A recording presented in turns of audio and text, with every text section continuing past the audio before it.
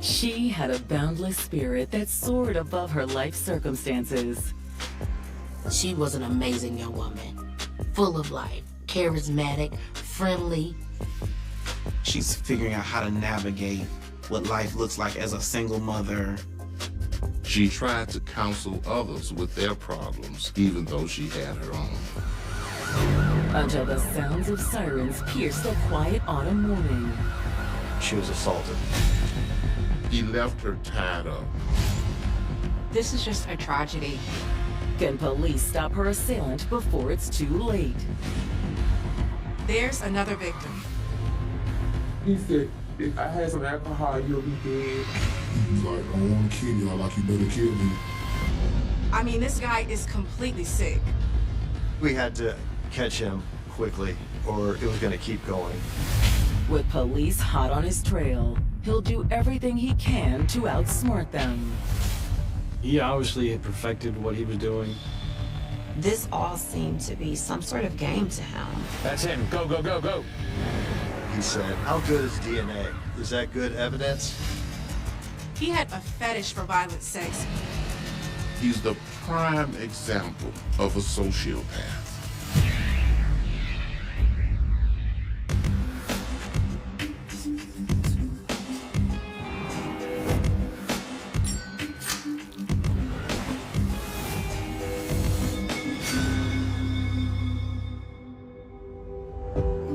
November 18, 2016.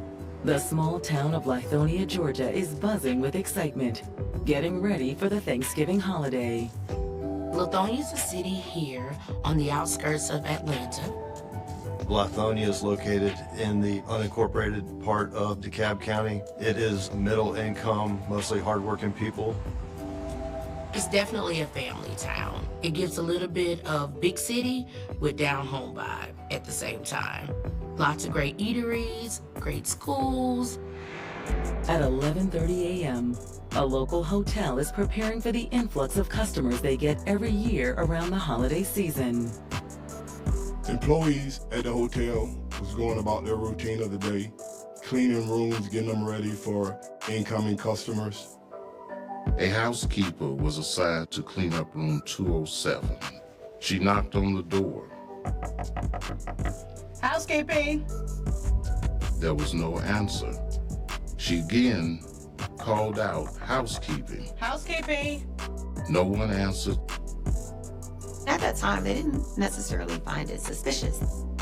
There wasn't a do not disturb sign on the door or anything like that, so she assumed the person staying there was out for the day. The housekeeper uses her master key to enter the room for its routine cleaning. But she's surprised to see it isn't empty after all. When she entered the room, she saw a young black female on her knees, face down on the bed. As she gets closer, she notices that her hands and her feet are bound. She appeared to be zip-tied in the back, and she realized that she was deceased.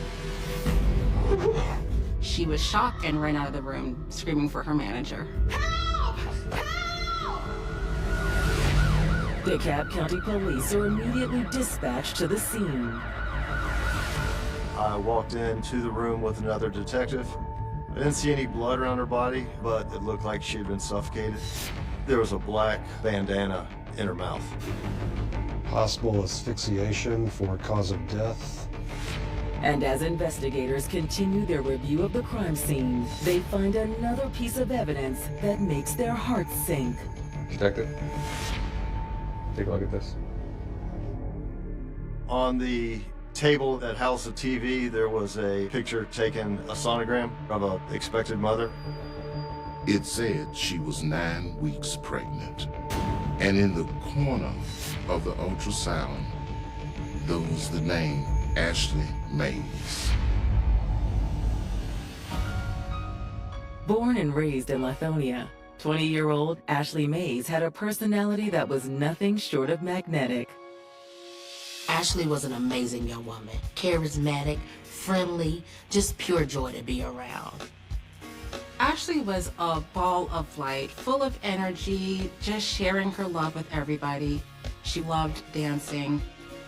Any opportunity she had, she was somewhere dancing, enjoying the music, taking pictures, living life. She was the life of the party. Ashley's good looks and larger-than-life personality meant she didn't have trouble attracting potential boyfriends. Ashley met Stephen McBride in her senior year of high school. They fall hard. They had some pretty heavy feelings very, very quickly, especially for her to be so young. They were really cute together. It wasn't soon after they got together that Ashley found herself pregnant. Wow, you're pregnant? Mm-hmm. You think we're ready for this? You know, there's lots of concerns about, is he ready? Am I ready? Although they knew they wanted a family together, they didn't anticipate it being so soon. I really think we can make it work, Stephen. Well, if you're happy, then I'm happy. Fortunately enough, Stephen was supportive. He was as present as he could be. Even though they were young, they were in love and they were happy to take this next step in their life. They both graduated from high school, and in 2013, their baby boy was born. But shortly before the birth of their son, tragedy struck. Stephen, he was murdered due to senseless gun violence. He was in the wrong place at the wrong time, which happens a lot in Atlanta, unfortunately. This completely shattered Ashley's world. He was her first love. He was the father of their child. She just had a baby. I mean, this just rocked her world as she knew it.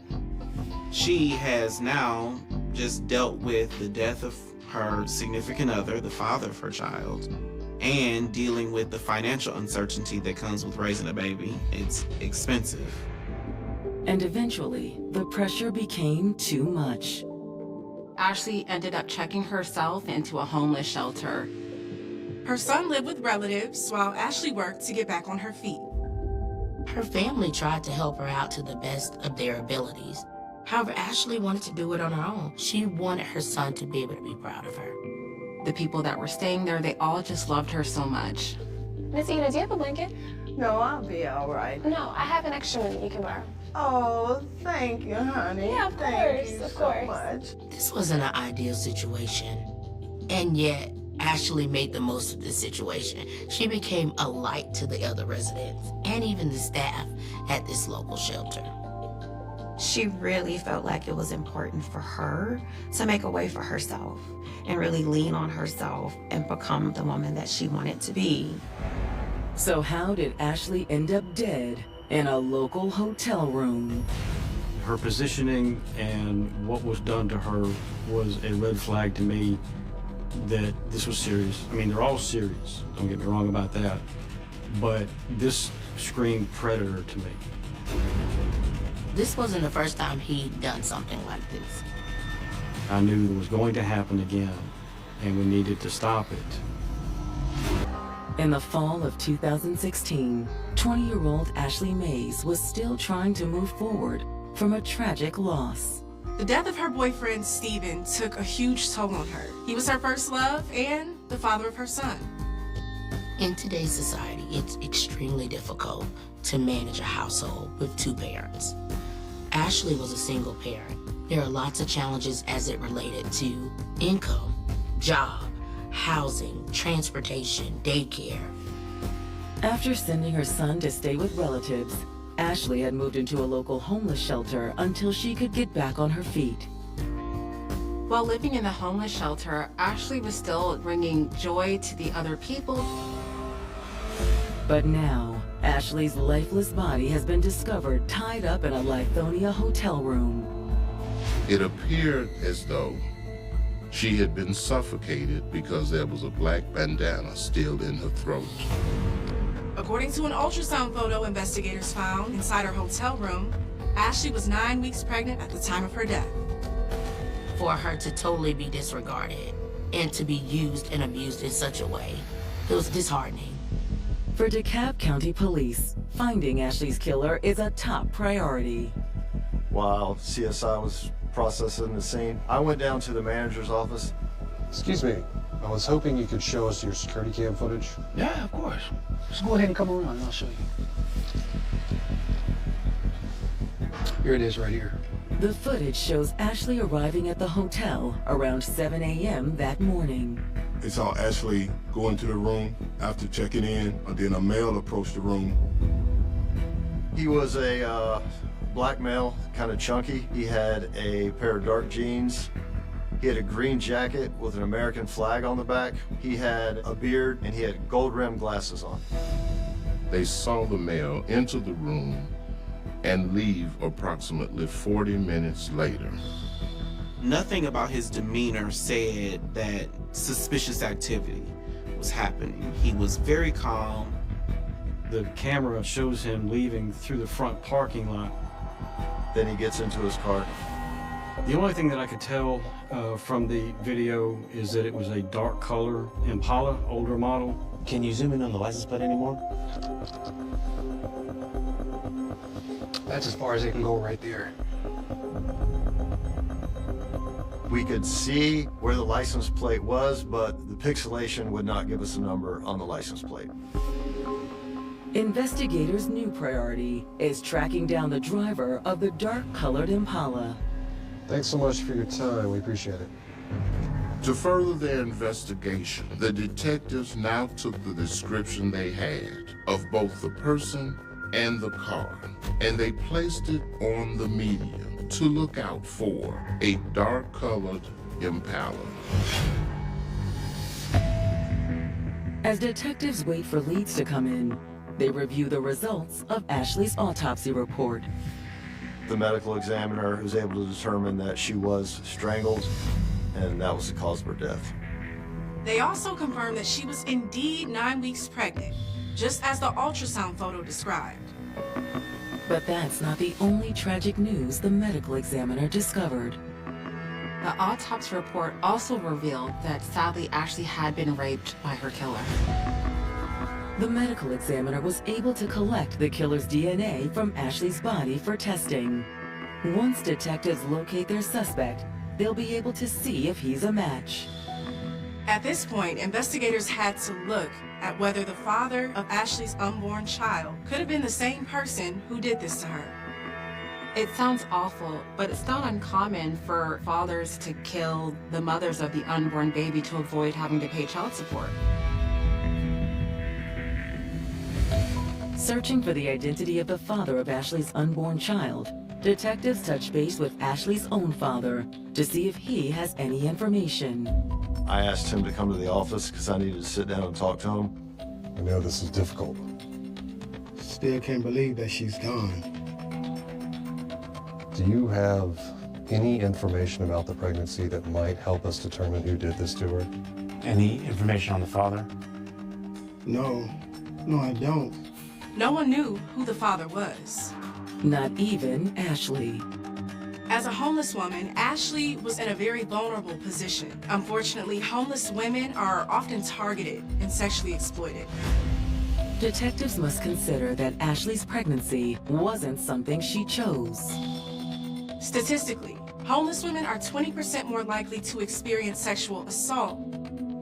And according to Ashley's father, she had begun working unconventional jobs to obtain the money she needed to get off the streets. She just was so stubborn. She didn't want anybody to help her. She had begun running escort services out of various websites. She didn't have any other forms of income. It's kind of a sad situation. Those allegations raised immediate alarm. Sadly, sex work and sexual violence often go hand in hand. I wasn't happy about it, but what can I do? She was so headstrong and determined. Before detectives end their interview with Ashley's father, they have one more question for him. Do you happen to recognize the man in this photo? No, sir. He had no idea who the man in the surveillance video could be. Thanks for coming in. We'll be in touch. Considering Ashley's involvement in sex work, detectives begin searching for more information on their victim and her recent contacts. They discovered that Ashley's telephone number is actually associated with an account on Backpage.com. Backpage used to be very commonly used to trade sexual favors for money. Could that be why Ashley was at the hotel that fateful night? We knew that she was probably in that room prostituting. Ashley was young and probably didn't realize the danger she was putting herself in by advertising on Backpage. It's one of the worst examples of how the internet is used and how people are preyed upon. There are real fears that this individual already has or will strike again. And what investigators are about to discover will confirm those fears. There's another victim. She lived to tell the tale.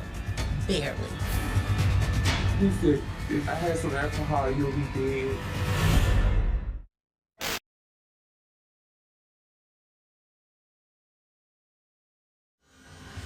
In the fall of 2016, Georgia detectives investigating the murder of 20-year-old Ashley Mays suspect her killer found her on Backpage.com after she posted an ad offering escort services. At the time of her death, Ashley was a young, pregnant mother with no reliable sources of income. Unfortunately, women who turn to this line of work often fall victim to violence. But is Ashley the only victim? Whoever killed Ashley seemed experienced and came to that hotel with a premeditated plan. Detectives realized that this may not be a first time for this suspect. Detective Schuler. Oh, really? Once we got back to the office, we started talking about the case.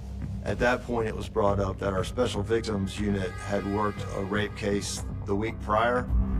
And this incident had very eerie similarities to Ashley's case.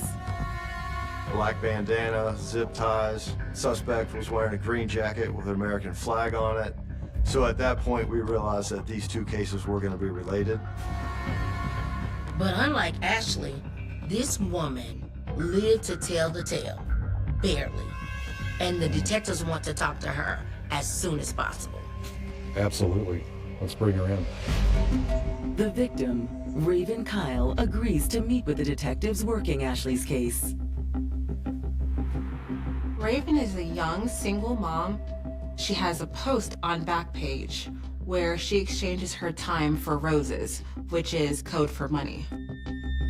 She says on the morning of Friday, November 11th, she receives a message from a man offering to give her 100 roses for her time. Did he ever give you a nickname or say his name? He never said his name. He just... When you talked to him on the phone, how did he introduce himself? He never introduced himself. Is that common? Yeah. Okay. He asked for my address and I texted him the address and he came about 20 minutes later. Raven says her client arrived just before 8 p.m. He arrives in a dark Chevy Impala. He walked into her townhouse, and at that point, she was assaulted. I turned around, he had a gun. And I'm like, what do you want? I'll give you whatever you want. He tied her with zip ties, the same as Ashley Mays. He tied my arms behind my back, and then he tied up my legs. He took the bandana out of his pocket and he shoved it in my mouth. He shoved it down my throat. And after that, he raped me. But Raven's horrifying experience didn't end there. He got the bleach out of my closet and he just started pouring it all over me. He then asked her, "Do you have any alcohol?" When you mix bleach and alcohol together, it creates chloroform. If inhaled, chloroform can be very deadly. And I was like, no. He said, if I had some alcohol, you'll be dead. Then he left her tied up.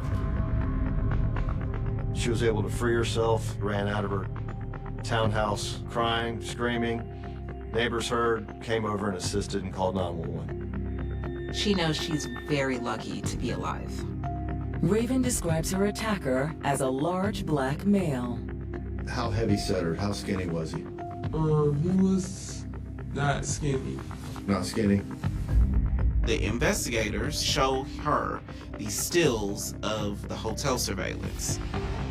Is this the guy that attacked you? Yeah, that's him. That's him with gold glasses, couple the black pants. That's him. She unequivocally so was able to confirm it is the same person. Before detectives conclude the interview, Raven provides another key piece of evidence. Raven's attacker took 2 of her phones, but as it turns out, she had a 3rd device that wasn't taken. And that device just happened to be the one that she was corresponding with him on. And I do have the phone number. She called that her work phone. So we were able to get the number that he contacted her from. Detectives find the same number in the records they've obtained for Ashley's cell phone. She had correspondence with his number just 1 hour before she was killed. The women were strangers. There were no 2 calls from the same number, except for one. So I knew that we were dealing with a good lead on who may have contacted these victims and then assaulted them. We started sending subpoenas to try to get the identity of the owner of that phone number. It's no easy task. The phone provider was what we call a VoIP, or a voice over internet protocol device. Unlike traditional mobile phones that use cell towers, VoIP devices make and receive calls using the internet. VoIP startup companies can and often go out of business, so users' numbers are frequently sold to other companies. Those accounts usually get handed off several times. So you've got to follow the breadcrumb trail to get to the very last one. Every new account requires another subpoena, and that takes time. Time isn't what authorities have on their side right now. We knew we had to catch him quickly, or it was going to keep going. It was going to keep escalating. But on November 29th, investigators get a promising lead from an unlikely source, a low-level pimp named Corey Collins. This person comes forward with yet another violent story. Usually people that live that lifestyle don't want to have a ton of involvement with the police. Like, I don't want to kill you, like you better kill me. He understood the significance of what had happened and what may happen again if we don't stop it.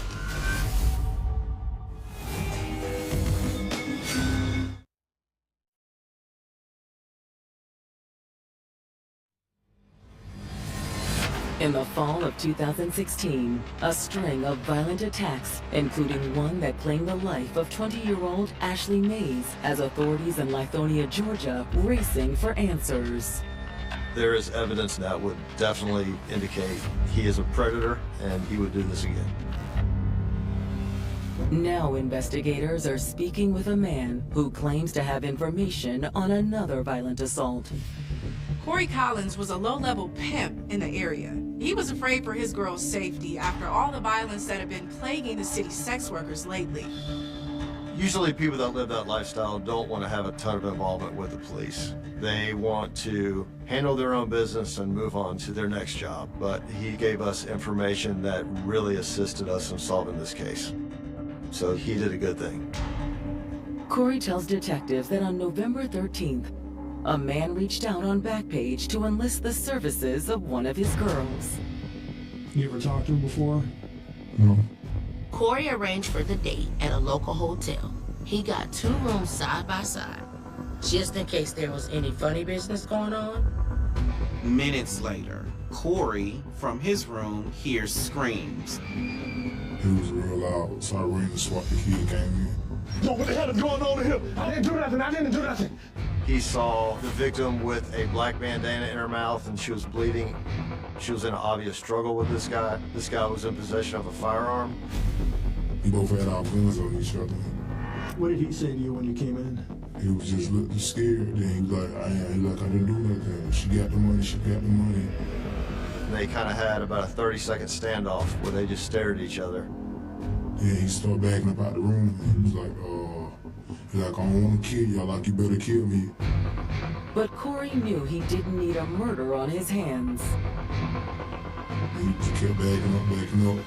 And they like, don't shoot me, don't shoot me. All I mean, you better get some. The male is able to get outside the hotel room. You better run! The assailant fled the scene in a dark-colored sedan, just like the one police had on surveillance from Ashley Mace's murder. Detectives know tracking down the suspect's dark-colored Impala is crucial to their investigation. But they soon receive an even more promising Crime Stoppers tip. We got a call from a young lady who claimed to know the male that was responsible for these crimes. She was another sex worker. When I saw the Crime Stoppers alert, I just knew I needed to call in. The woman tells detectives she knows someone who fits the description of the man police have been searching for. His name is Trey Williams, and he has frequent interactions with the sex workers in town. He also drives a dark-colored Impala. We talked to her, and she agreed to set up a date later that evening to kind of lure him into the apartment complex. As night falls on Lithonia, police set up a stakeout. Myself and Detective McQuilkin were at the location with uniformed officers. When authorities see the Impala pull in, they take action. That's him. Go, go, go, go. We initiated a traffic stop on him and took him into custody. What's going on? You're under arrest. I didn't do nothing.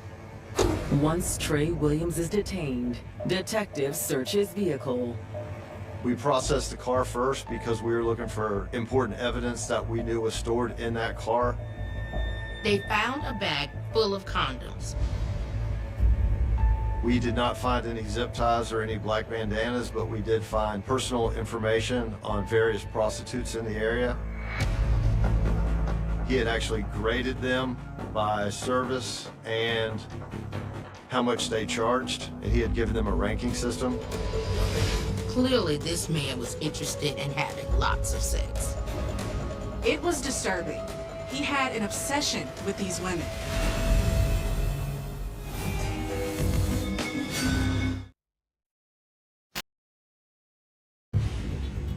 In the winter of 2016, police have Trey Williams in custody for the murder of Ashley Mays and the violent assaults of at least 2 other women. He was an individual who would drive around looking for sex.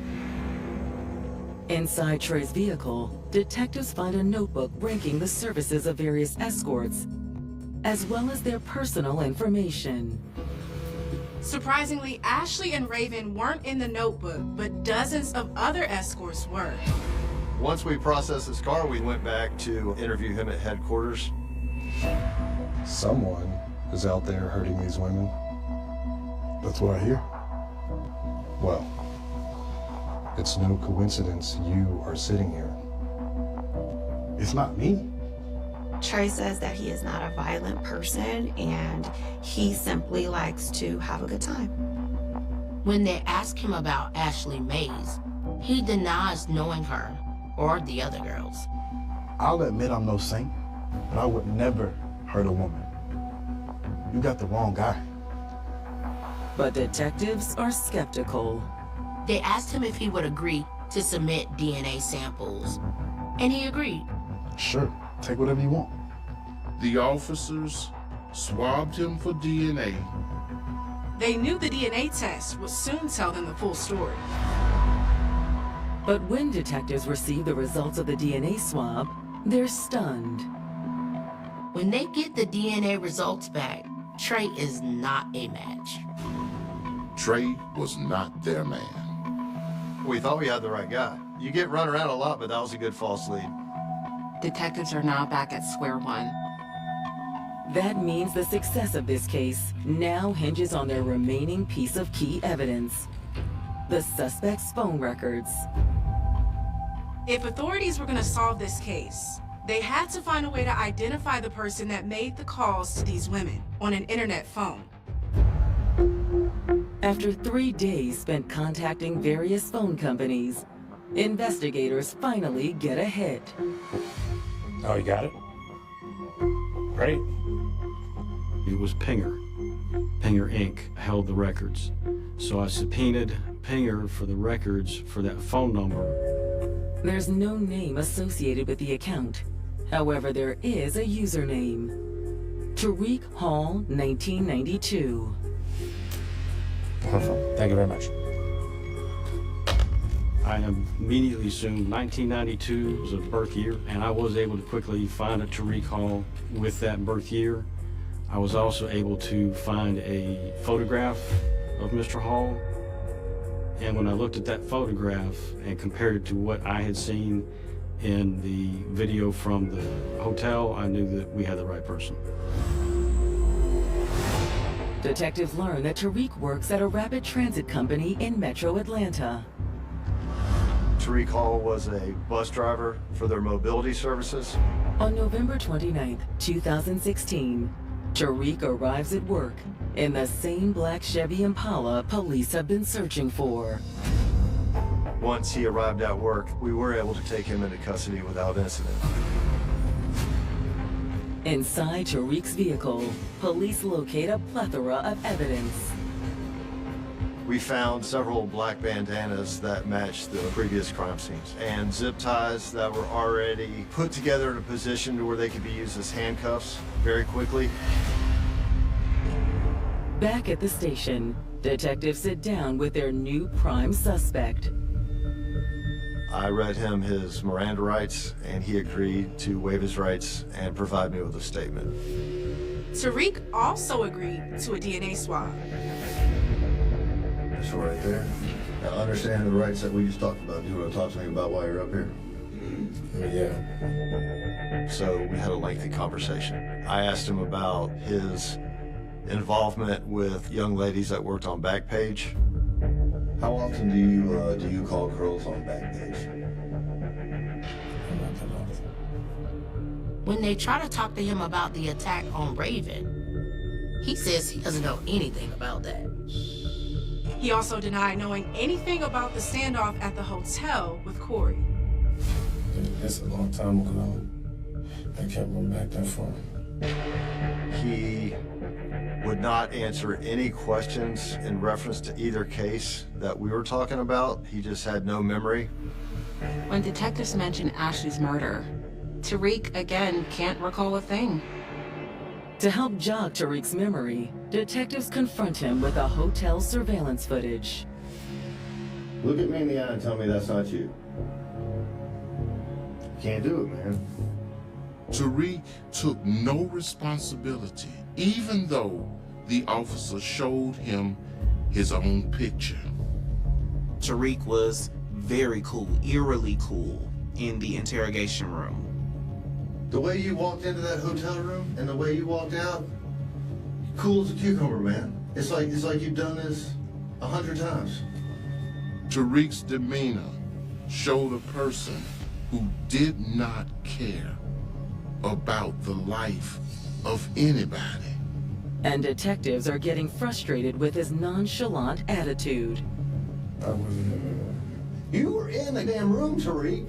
Don't look at me like I'm stupid and tell me that you weren't in that room. All right? Don't disrespect me like that. He seemed absolutely unbothered by any of the evidence that they were bringing against him. You know where you up? Your cell phone. The email address you used to re-up? Tariq Hall, 1992. Then he just said, I don't want to answer any more questions. I need an attorney. So the interview's over. So I'm a lawyer. Okay, you need a lawyer? You need one. Trust me, you need one. But when detectives subpoena the contents of Tariq's cell phone, they'll uncover even more chilling evidence against him. I found images of our victim. Tariq's a prime example of a sociopath. This all seemed to be some sort of game to him.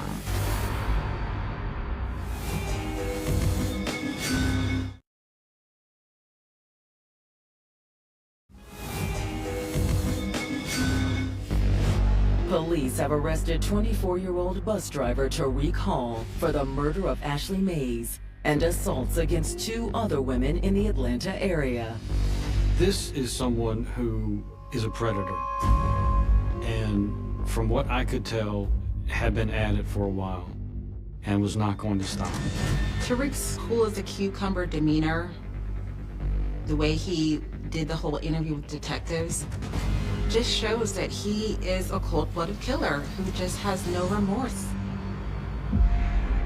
That's further confirmed when detectives scroll through the camera roll on Tariq's phone. He had actually recorded a video of him watching our Crime Stoppers tip air on the news. When the video closes, the only thing he says is, "I can beat that." Deeper in Tariq's camera roll is something even more chilling. I found images of our victim Maze before and after she was killed. This all seemed to be some sort of game to him, where maybe he even saw these women as being trophies. There is no indication that he would have stopped, and I don't believe he would have. However, the most damning evidence against Tariq is revealed when they compare his DNA with the foreign DNA collected from Ashley's body. The nail in the coffin is results from the DNA test. It's an exact match. There was a 1 in 10 sextillion chance that it was anybody else in the world. That's a big number. Detective Schuler decides to personally inform Tariq of the news. Well, how about this?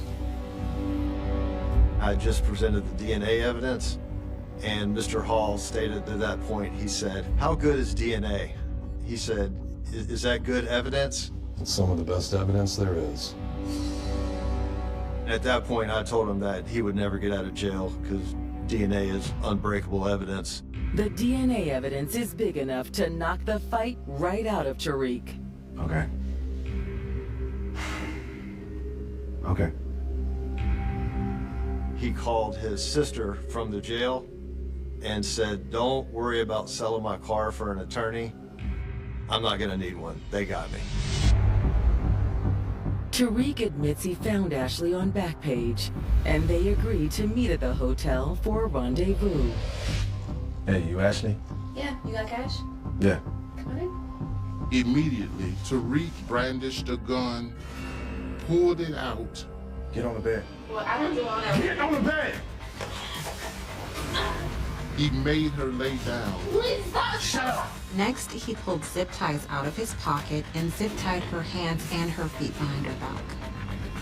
He shoved a bandana in her mouth, just like he did with Raven, and snapped a few photos. Then he had his way with her. In the process, Tariq admits he strangled Ashley.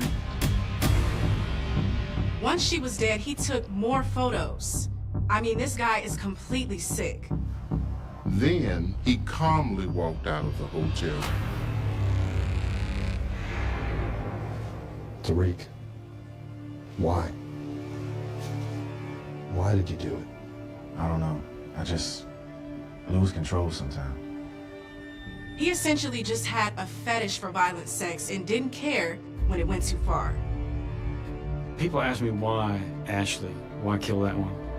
And the way that I was told that Ashley was found, face down with her head buried in a pillow, tells me that Tariq was not going to let Ashley call out or draw attention. Like in the case of Raven, and I think that's why Ashley was the first one he killed that we know of. To be able to get this person off the street before he did it again was incredibly satisfying. On October 4th, 2017, Tariq Hall pleads guilty to murder and rape charges. He did not want to go to trial, so he pled to 2 life sentences without the possibility of parole. 1 life sentence for the murder of Ashley. Another life sentence for the rape of Raven. Mr. Hall will end up dying in jail. He'll never get out. At least this man is not on the streets anymore. He can't harm women. However, the scars from Tariq's actions will remain with his other victims and Ashley's family for a lifetime. Ashley's family has lost the light of their lives. They lost their daughter, their siblings lost an older sister, but most importantly, there's now a young boy who will never know his mom. and Ashley's unborn child, who was taken too soon. It is my hope that Ashley's legacy will live on, that her story will help deter other young women from participating in some of the dangers in some of these dating websites. Ladies, be careful. There are other ways to make money. Do not put yourself in a vulnerable position where someone can take your life. On a freezing November night in 1981, long before DNA databases, surveillance cameras, and true crime documentaries turned murder into public obsession, the town of Blackridge went to sleep believing it was safe. It was the kind of place where people still left keys inside their trucks, where children rode bicycles after dark, where everyone recognized the sound of everyone else's screen door closing at night. Nothing ever happened there. Nothing violent. Nothing unforgettable. Until the morning the body was found behind the old football field and the entire town realized evil had been living among them the whole time. At 6:12 a.m., a 14-year-old paperboy named Tyler Reed was cutting through Willow Creek Road on his bicycle when he noticed something pale near the drainage ditch behind the bleachers.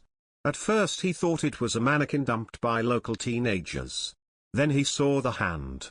Frozen. Bare. Half covered by wet leaves. Tyler later told police he remembered the fingernails first because they looked strangely clean against all the mud. He dropped the bicycle instantly and ran toward the nearest house screaming so hard that neighbors thought he had been attacked himself. Minutes later, deputies flooded the area with sirens tearing through the morning silence while stunned residents gathered behind police tape in coats and pajamas, watching investigators kneel around a body nobody wanted to identify. But almost everyone already knew. The victim was 23-year-old Melissa Grant, a bookstore clerk who had vanished less than 12 hours earlier after finishing her evening shift downtown. By sunrise, Blackridge was no longer a quiet town. It was a crime scene. Melissa's body lay twisted near the ditch as if she had been thrown there carelessly after death. Her throat had been cut with such force that detectives initially believed the killer used a hunting knife or military blade. There were bruises around both wrists.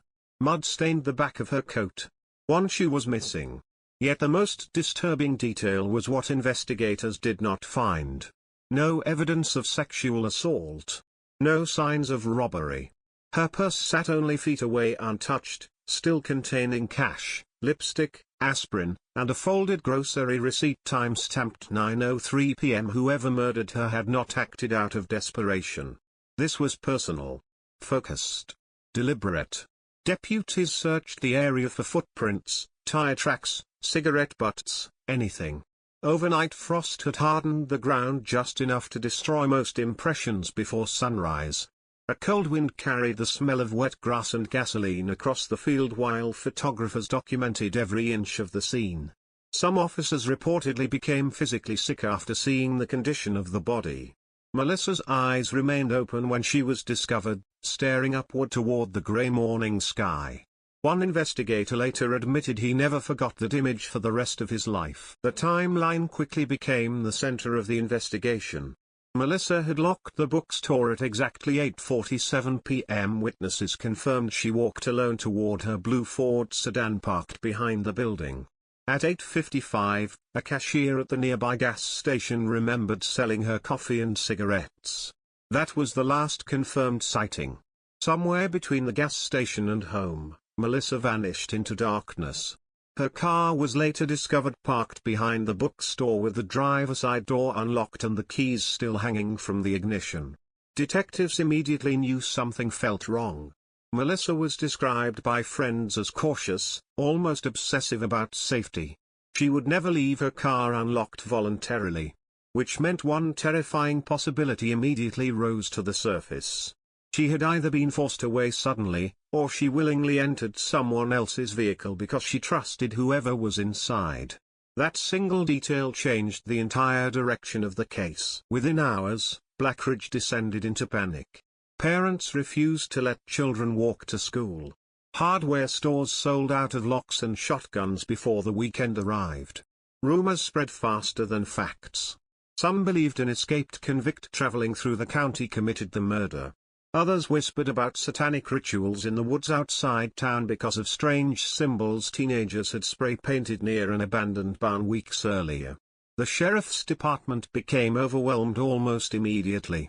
Reporters from nearby cities crowded outside the station demanding updates while helicopters circled overhead filming the football field from the air. Detectives worked around the clock interviewing anyone connected to Melissa Grant. Ex-boyfriends, co-workers, customers from the bookstore, former classmates, bartenders, neighbors. More than 400 interviews were conducted in less than 20 days. Yet every lead collapsed. Melissa had no known enemies, no violent relationships, no history of drug involvement. Friends described her as quiet, intelligent, and deeply routine-oriented. She worked. She read novels late at night. She visited her parents every Sunday. She was planning to move to Chicago the following spring. Then suddenly she was dead. The autopsy deepened the mystery. Medical examiners concluded Melissa had likely been killed somewhere else before the body was dumped behind the field between midnight and 3 in the morning.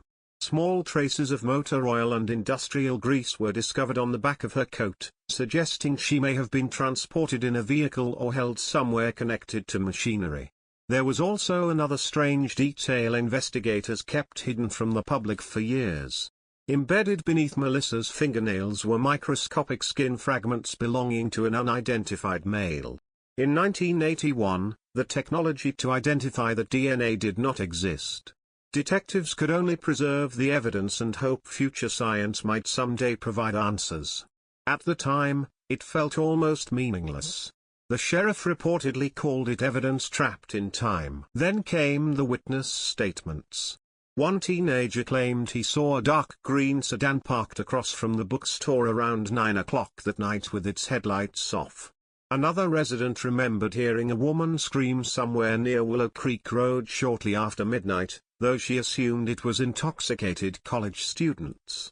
A retired mechanic told police he noticed fresh scratches on the side of a green Plymouth owned by a local resident days after the murder, but he could not remember the exact license plate. Every statement pointed towards something. Yet nothing connected cleanly enough to become evidence. Detectives built suspect lists so large they covered entire office walls. Some names were circled repeatedly. Others disappeared quickly. One local drifter became an early target after deputies discovered he carried a hunting knife similar to the wound pattern. But his alibi checked out. Another suspect confessed during a drunken interrogation, only to later admit he invented the story for attention. The investigation became a maze of dead ends. Melissa's funeral was held 5 days later beneath freezing rain and heavy clouds. Nearly the entire town attended. Television crews stood outside the church filming mourners through umbrellas while reporters whispered updates into microphones about the Blackridge slaying. Melissa's mother collapsed beside the casket before the ceremony ended. Her father, Richard Grant, stared straight ahead without speaking to anyone. He later told one detective he believed the killer attended the funeral and watched the entire service from the back row. That statement haunted investigators because they secretly agreed it was possible. The murderer had shown remarkable control. No panic. No mistakes. No attempts to flee town afterward. Whoever committed the crime understood Blackridge intimately. They knew the roads, the routines, the hiding places. That realization terrified the community even more than the murder itself. The killer was probably local. As weeks turned into months, fear hardened into paranoia. Women began traveling in groups after sunset. Businesses closed earlier. Church attendance doubled almost overnight. Men volunteered for armed neighborhood patrols, driving slowly through residential streets with flashlights and hunting rifles resting across truck seats. Yet despite the fear, life continued. Christmas decorations appeared downtown. Snow fell. Children returned to school. Only the Grant family remained frozen in grief while detectives chased fading shadows. By early 1982, the case had already begun slipping away from investigators. Physical evidence produced no breakthrough. Witness memories became unreliable. New crimes demanded attention. Younger deputies quietly admitted they believed the murder would never be solved. Then, nearly 6 months after Melissa's death, investigators received an anonymous phone call that changed everything. A male voice, calm and almost emotionless, told dispatchers to look at the teacher. Before operators could trace the line, the caller hung up. Detectives immediately began examining local school employees connected to Melissa's life. One name surfaced repeatedly. Arthur Reeves. 43 years old. Respected high school English teacher. Married. Father of one daughter. Known throughout Blackridge as intelligent, disciplined, and deeply involved in community activities. On the surface, Reeves appeared untouchable. He organized literacy programs, coached debate teams, volunteered at church events. Yet detectives uncovered one strange connection almost immediately. Melissa Grant had occasionally babysat Reeves' daughter years earlier while attending community college. The relationship seemed innocent, but several investigators found Reeves unsettling during interviews. He remained unusually calm discussing the murder. Too calm. One detective later claimed Reeves smiled slightly while describing Melissa as a girl who trusted people too easily. Still, suspicion meant nothing without evidence. Reeves had no criminal record. No history of violence. His wife confirmed he was home the night Melissa disappeared. Friends described him as polite, reserved, almost painfully controlled. Detectives could not justify probable cause based on instincts alone. Yet rumors began spreading quietly through Blackridge anyway. Former students recalled uncomfortable moments in Reeves' classroom. Long stares, personal questions directed at female students, sudden flashes of anger hidden beneath his calm personality. None of it proved murder. But the whispers grew louder. And then, just as investigators prepared to move on from Reeves entirely, another disturbing discovery surfaced. A janitor cleaning out storage lockers behind Blackridge High School found a hidden collection of newspaper clippings about Melissa Grant's murder stuffed inside an old faculty cabinet scheduled for disposal. Every article had been carefully preserved. Certain passages were underlined repeatedly in red ink. One sentence appeared written across the margin of a clipping dated December 1981. "She shouldn't have tried to leave." Detectives immediately seized the materials. Handwriting analysis proved inconclusive. Multiple faculty members had access to the cabinet over the years. Once again, the case moved 1 inch closer to the truth before sliding backward into darkness. But inside the sheriff's department, a quiet fear had already taken root. Someone connected to Melissa's death was not only following the investigation. They were enjoying it. The discovery of the newspaper clippings inside the faculty storage cabinet sent a shockwave through Blackridge that the sheriff's department tried desperately to contain. Detectives quietly removed the evidence before classes began, but rumors spread anyway because in small towns secrets never stay buried for long. By lunchtime students were already whispering about police cars parked behind the school gym. Parents flooded the administration office demanding answers. Teachers exchanged nervous glances in hallways suddenly filled with tension. The idea that someone connected to Melissa Grant's murder might have walked the same corridors as local children for years was enough to terrify the entire community. Yet investigators still lacked the one thing they needed most: proof. The clippings alone meant nothing in court. Anyone could collect newspaper articles about a famous local murder. Anyone could scribble phrases in red ink.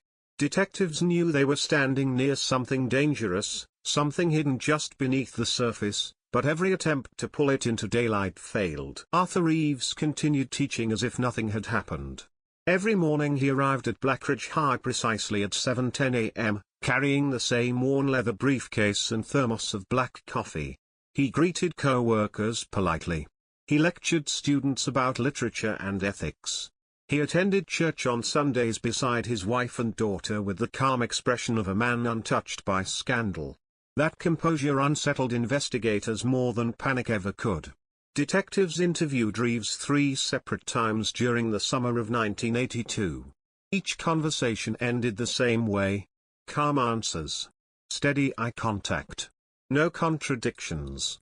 No visible fear. Reeves admitted he knew Melissa casually through babysitting years earlier but denied seeing her recently. He claimed he spent the evening of her disappearance grading papers at home before falling asleep on the couch around 11. His wife supported the timeline completely. Without physical evidence, detectives had nowhere left to go. But the investigation refused to die quietly. Melissa Grant's murder had become more than a police case. It had transformed into a wound inside Blackridge itself. Every month brought new theories, new sightings, new anonymous letters mailed to the sheriff's department. One envelope contained a crude map with a red X drawn near the old train yard outside town. Detectives searched the area for days and found nothing except broken bottles and animal bones. Another caller insisted Melissa had been murdered during a drug deal gone wrong involving wealthy businessmen from the neighboring county. That lead also collapsed. The deeper investigators dug, the more the case seemed to dissolve into confusion and paranoia. Some deputies privately believed the killer intentionally enjoyed manipulating the town, feeding investigators false trails while remaining hidden in plain sight. Then came the diner sighting. In October 1982, nearly a year after the murder, waitress Evelyn Parker contacted police claiming she overheard a disturbing conversation between two men seated at a corner booth inside Dalton's diner. According to Evelyn, one of the men quietly said, "They'll never prove what happened to that girl." The other reportedly laughed before responding, "Not unless he talks." Evelyn could not identify both men because they left quickly after noticing her nearby, but she recognized one instantly. Arthur Reeves. Detectives moved fast this time. They questioned Reeves again within 24 hours.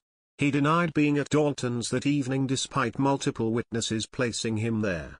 When confronted about the conversation, Reeves reportedly smiled faintly and replied, "People hear what they want to hear when fear takes over." The statement infuriated investigators. Yet once again, no hard evidence connected him directly to Melissa's death. As pressure mounted, fractures began appearing inside the sheriff's department itself. Lead investigator Harold Bennett became obsessed with the Reeves theory. Bennett believed the teacher carefully cultivated an image of respectability while hiding something monstrous underneath. He ordered surveillance teams to monitor Reeves unofficially, despite lacking approval from senior officials. Deputies documented Reeves' routines for weeks. They followed him to bookstores, diners, church meetings, and school events. Nothing suspicious emerged. No secret meetings. No violent outbursts. No incriminating behavior. Reeves lived with almost mechanical discipline. But Bennett refused to let go. He reportedly told colleagues, "Some men don't look dangerous because they've spent their entire lives practicing how not to." Other detectives disagreed. Some believed Bennett's obsession was destroying the investigation by narrowing focus too early. Arguments erupted during meetings. Careers quietly suffered. The case poisoned everything it touched. Meanwhile, Melissa's family endured a different kind of torture. Every public sighting reopened old wounds. Every headline reignited grief. Richard Grant began drinking heavily after receiving anonymous phone calls late at night from someone who remained silent except for faint breathing on the other end. Melissa's mother stopped attending church because strangers constantly approached her with theories about the murder. One woman insisted she had seen Melissa's ghost near Willow Creek Road. Another claimed psychic visions revealed the killer lived among books and children. The town had become consumed by obsession. Fear turned neighbors suspicious of each other. Men who once shared beers together now exchanged guarded stares across grocery aisles. No one trusted anyone completely anymore. Then the investigation took another horrifying turn. In January 1983, exactly 14 months after Melissa's murder, 17-year-old high school student Rachel Monroe vanished while walking home from a basketball game. Panic exploded instantly because the similarities were impossible to ignore. Rachel disappeared less than 2 miles from where Melissa's body had been found. Witnesses reported seeing a dark green sedan near the school parking lot shortly before midnight. For 48 hours Blackridge descended into chaos. Volunteers searched forests with flashlights while helicopters scanned frozen farmland from the sky. Parents kept children home from school. Gunshots echoed at night as frightened residents fired warning shots at imagined intruders moving through shadows.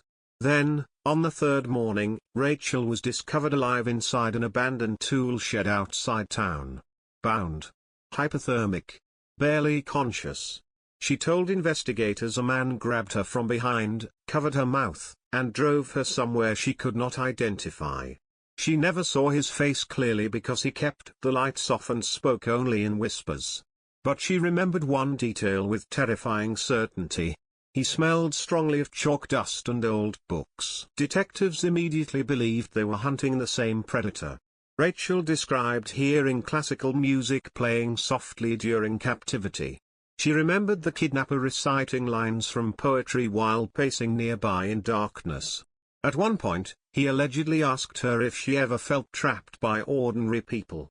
The psychological profile forming around the suspect suddenly became far more disturbing. This was not random violence. Investigators believed the offender was intelligent, organized, emotionally detached, and possibly driven by resentment toward women. Reeves fit the profile almost perfectly. But once again, evidence betrayed them. Rachel could not identify her attacker. Fingerprints recovered from the shed belonged to dozens of unrelated individuals because the property had remained abandoned for years. Fibers collected from Rachel's clothing matched common upholstery material found in thousands of vehicles across the region. Another dead end. Still, public suspicion around Arthur Reeves intensified dramatically after Rachel's abduction. Parents demanded his removal from the classroom. Anonymous graffiti appeared outside the high school reading, "We know what you did." Reeves responded by hiring an attorney and threatening legal action against anyone spreading accusations without proof.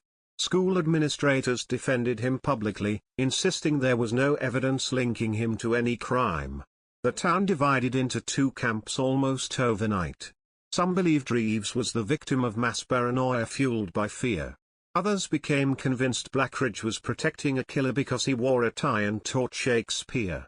The tension became unbearable. Then, in March 1983, investigators uncovered something that nearly shattered the case wide open. During a routine review of evidence storage, detectives re-examined fibers collected from Melissa Grant's coat the night her body was discovered. A young forensic technician noticed the fibers contained traces of industrial cleaning chemicals commonly used in school maintenance facilities during the early 1980s. Specifically, the compounds matched products purchased by Blackridge School District that same year. Suddenly the theory shifted from coincidence towards something much darker. Detectives obtained warrants to inspect maintenance areas, classrooms, and storage spaces across district property. Inside a locked utility room beneath Blackridge High School auditorium, investigators discovered faint blood traces on old concrete flooring concealed beneath layers of paint and cleaning solution. The blood type matched Melissa Grant's. The revelation stunned the entire department. Detectives believed they had finally located the original crime scene after nearly 18 months. The hidden basement room sat isolated beneath the school, rarely used except for storage and maintenance access.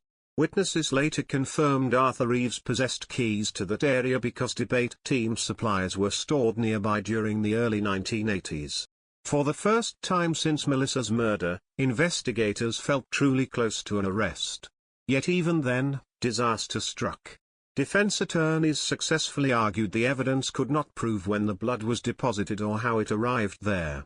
The scene had been contaminated by years of use and poor preservation. Prosecutors refused to file charges without stronger forensic support. Once again, the case slipped through investigators' fingers like smoke. Lead detective Harold Bennett reportedly exploded with rage after learning prosecutors declined to move forward. According to former deputies, Bennett punched a filing cabinet so hard he fractured 2 bones in his hand. He became convinced the justice system itself was allowing a killer to walk free because the suspect appeared respectable. Bennett's obsession consumed him completely. His marriage collapsed. He stopped sleeping. Co-workers noticed stacks of Melissa Grant evidence covering his office floor late at night while cigarette smoke drifted beneath the door. He once told another detective, if Reeves didn't kill her, then the devil himself came through Blackridge wearing the same face. Yet despite Bennett's certainty, the law demanded proof, not instincts. By the end of 1983, public attention slowly began fading again. Rachel Monroe left town with her family and refused further interviews. Melissa Grant's murder drifted away from national headlines. The task force shrank. Detectives transferred departments. Arthur Reeves remained free. He continued teaching literature to teenagers each morning while the ghost of Melissa Grant lingered over Blackridge like a permanent storm cloud. But deep beneath the surface of the investigation, buried inside evidence boxes and forgotten reports, small pieces of truth were quietly waiting for a future science that did not yet exist. And somewhere in town, hidden behind the calm smile of an aging teacher, a secret remained alive. By the spring of 1984, Blackridge looked normal again from a distance. Children rode bicycles through quiet neighborhoods. Church bells echoed on Sunday mornings. Farmers worked open fields beneath endless gray skies. But underneath the appearance of recovery, fear still poisoned the town like something trapped in the water supply. Women still checked parking lots before unlocking cars. Men still kept loaded rifles beside their beds at night. Every unfamiliar vehicle creeping down residential streets triggered curtains to shift and porch lights to flicker on. Melissa Grant's murder had changed Blackridge permanently. The town no longer believed evil arrived from somewhere far away. Now they understood the terrifying possibility that monsters could smile politely, hold stable jobs, shake hands at church, and disappear into ordinary life without anyone noticing. Inside the sheriff's department, the investigation continued collapsing under its own weight. Thousands of documents filled metal filing cabinets lining basement walls. Witness statements contradicted each other constantly. Tips arrived faster than detectives could process them. One woman swore she saw Melissa alive 2 days after the murder at a bus station in Ohio. Another caller insisted local deputies were protecting a wealthy family connected to organized crime. Investigators chased every possibility because they had nothing else left. Lead detective Harold Bennett refused to abandon the Reeves theory, but even his allies quietly admitted the case against the teacher remained dangerously weak. Suspicion alone could not survive in court. Prosecutors demanded direct evidence. Physical proof. Something undeniable. Bennett had none of it. Still, Arthur Reeves remained impossible to ignore. The more detectives examined his background, the stranger certain details became. Former students described emotional outbursts hidden behind his calm personality. Female students remembered him lingering too close during conversations. One woman recalled Reeves becoming strangely furious after she rejected an invitation to discuss poetry at his home years earlier. Another remembered Melissa Grant arguing with Reeves in the bookstore weeks before her death. Nobody heard the full conversation, only fragments. Reeves allegedly accused Melissa of running away from responsibility. Melissa reportedly answered, "You scare me sometimes." At the time, witnesses dismissed the exchange as meaningless. After the murder, it sounded chilling. Detectives began reconstructing Reeves' movements during the months leading up to Melissa's death. They discovered he frequently visited the bookstore where Melissa worked, often purchasing obscure philosophy texts and classic literature. Employees remembered him lingering long after transactions ended, talking quietly with Melissa near closing time. One co-worker later admitted she thought Reeves seemed too interested in her. Another claimed Melissa occasionally looked uncomfortable when Reeves entered the store unexpectedly. Yet Melissa never filed complaints. Never told police she feared him. If Reeves truly obsessed over her, he hid it carefully. Then investigators uncovered another disturbing piece of the puzzle. In June 1984, during renovations at Blackridge High School, maintenance workers discovered an old staff lounge scheduled for demolition behind the auditorium basement. Hidden inside a locked cabinet was a collection of Polaroid photographs wrapped carefully in plastic. Most showed ordinary school events. football games, debate competitions, classroom parties. But several images focused specifically on young women from Black Ridge, photographed from distances without their knowledge. One photograph showed Melissa Grant exiting the bookstore weeks before her murder. Another captured Rachel Monroe walking home after basketball practice months before her abduction. Neither girl appeared aware they were being watched. The photographs horrified investigators instantly. Whoever took them had monitored both victims long before the crimes occurred. The discovery triggered another wave of panic throughout Black Ridge. Parents demanded immediate arrests. Reporters flooded town again. National tabloids labeled the unknown offender the Black Ridge Watcher. Detectives traced the camera model used for the photographs to equipment available through the school media department. Several teachers had access. So did student clubs. Once again, the evidence pointed towards someone connected to Black Ridge High School without conclusively identifying anyone.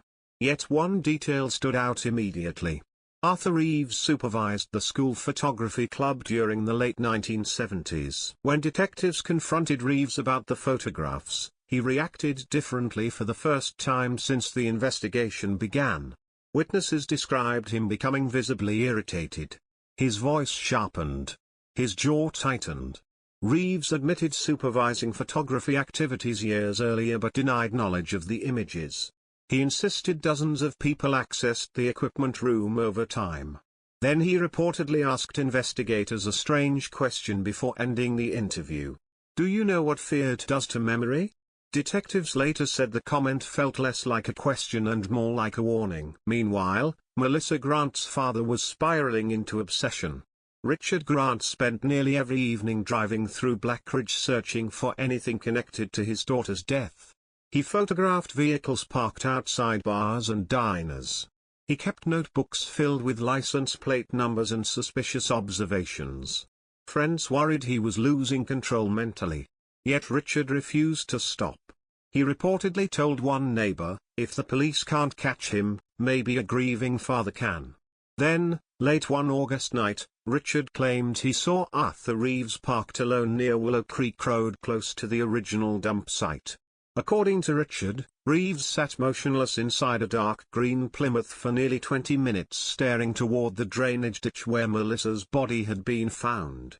When Richard approached in his truck, Reeves calmly drove away without explanation. Detectives rushed to verify the sighting, but the encounter produced more frustration than answers. Reeves admitted driving near Willow Creek that evening but claimed he simply took the road home after visiting a colleague. He denied stopping near the ditch. No witnesses could confirm either version. Yet the story spread through town instantly. Suspicion around Reeves intensified into hatred.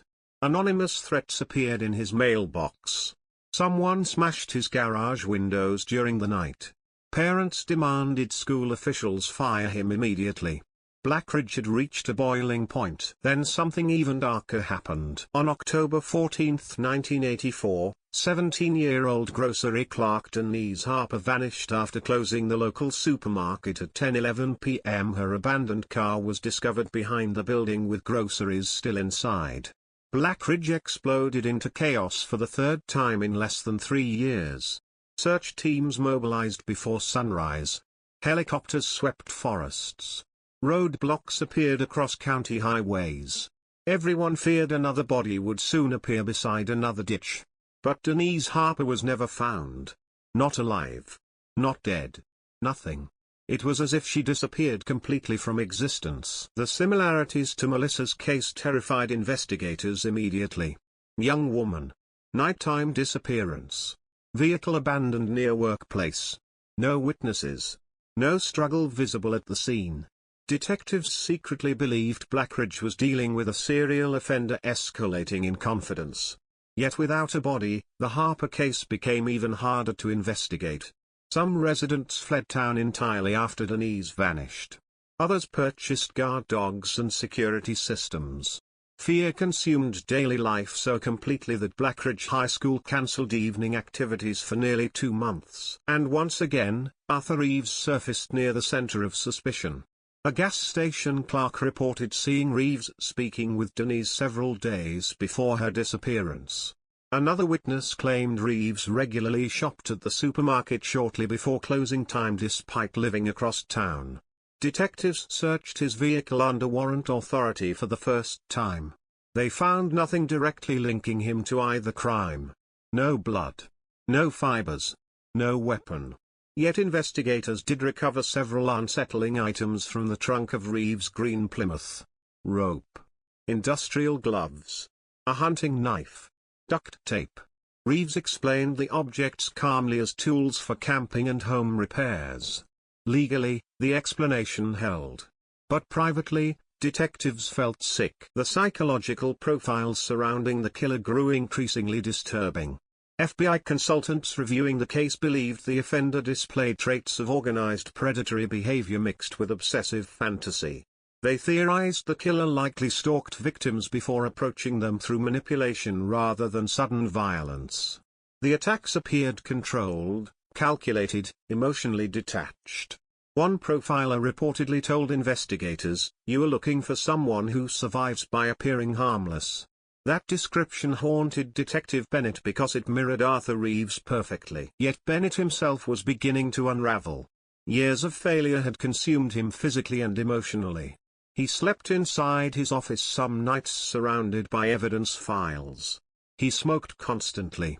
Colleagues noticed his hands shaking during meetings. His superiors warned him repeatedly to stop fixating on Reeves without proof, but Bennett ignored them completely. Then, in December 1984, Bennett made a decision that nearly destroyed his career. Without authorization, he broke into Reeves' property while the teacher attended a church fundraiser downtown. Bennett later claimed desperation pushed him over the edge. He believed Reeves kept trophies connected to the victims somewhere inside the house. For nearly 40 minutes Bennett searched quietly through bedrooms, closets, drawers, and basement storage areas while rain hammered against the windows outside. He found nothing incriminating at first. Then, hidden beneath loose floorboards inside the basement workshop, Bennett discovered a small locked metal box. Using a screwdriver, he forced it open. Inside were dozens of newspaper clippings about Melissa Grant and Denise Harper. Photographs of Blackridge women cut from yearbooks. Handwritten journal pages filled with violent fantasies and fragmented thoughts about purity, obedience, and girls who betray trust. Bennett reportedly felt physically ill while reading the material. Then he noticed something else. At the bottom of the box sat a single gold earring stained with dry dirt. Melissa Grant had been buried wearing only one earring. Bennett immediately realized he finally possessed the evidence needed to expose Arthur Reeves forever. But before he could leave the house, headlights swept across the driveway outside. Reeves had returned home early. The detective barely escaped through a rear basement window moments before Reeves entered the house. What happened next would haunt the investigation for decades. Instead of reporting the break-in officially, Bennett panicked. He knew the search was illegal. Any evidence recovered without a warrant would likely become unusable in court and destroyed the case permanently. Terrified of ruining the investigation, Bennett hid the truth from superiors and secretly kept the information to himself. He returned the following night intending to photograph the contents legally from outside before obtaining proper warrants. But when he broke back into the basement, the metal box was gone. Every item had vanished. The floorboards had been resealed carefully as if nothing had ever been hidden there. Bennett reportedly stood frozen in silence, realizing one horrifying possibility. Arthur Reeves somehow knew someone had entered his house. Whether Reeves caught movement near the basement window, noticed disturbed dust, or simply sensed something was wrong, the result was the same. The evidence disappeared forever. Bennett never recovered the earring again. Without proof, his story sounded insane even to fellow detectives. Some believed exhaustion and obsession had finally broken him mentally. Others secretly wondered whether he had truly glimpsed the darkest secret hidden inside Blackridge all along. And somewhere beyond the fear swallowing the town, Denise Harper remained missing, Melissa Grant remained buried, and the men investigators feared most continued walking freely through Black Ridge with the calm smile of someone who believed he would never be caught. The winter of 1985 arrived like a punishment hanging over Black Ridge. Snow-buried sidewalks, ice-coated empty roads.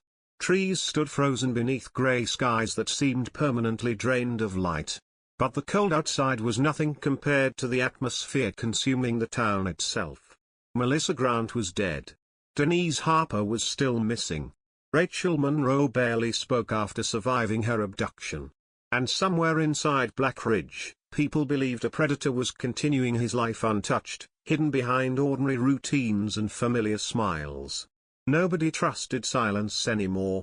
Every unanswered phone call felt threatening. Every pair of headlights creeping slowly down residential streets after midnight sent curtains shifting and hands reaching for weapons. Fear had become part of daily life. Inside the sheriff's department, the investigation was collapsing under exhaustion, political pressure, and internal division. Detective Harold Bennett looked like a ghost by January. He had lost weight rapidly. Dark circles hollowed beneath his eyes. He survived on coffee, cigarettes, and obsession. Yet despite everything he believed about Arthur Reeves, Bennett could not reveal what happened inside the teacher's basement without destroying his career permanently. An illegal break-in. Unrecoverable evidence. A hidden box that vanished before anyone else could see it. The story sounded unstable even in Bennett's own head. Some nights he questioned whether exhaustion had twisted his memory. But one detail refused to disappear from his mind. The gold earring. Melissa Grant had been buried wearing only one earring. Bennett knew exactly what he saw beneath those floorboards. Still, the case against Reeves remained smoke without fire. Prosecutors warned investigators repeatedly that they could not build murder charges from rumors and instinct. School administrators grew furious over continued police attention surrounding one of their teachers. Parents divided into hostile camps. Some demanded Reeves be arrested immediately. Others accused detectives of destroying an innocent man's life because the department failed to solve the murders. Tension infected every corner of Black Ridge. Church sermons began referencing hidden evil and moral decay. Local businesses lost customers because outsiders feared visiting the town.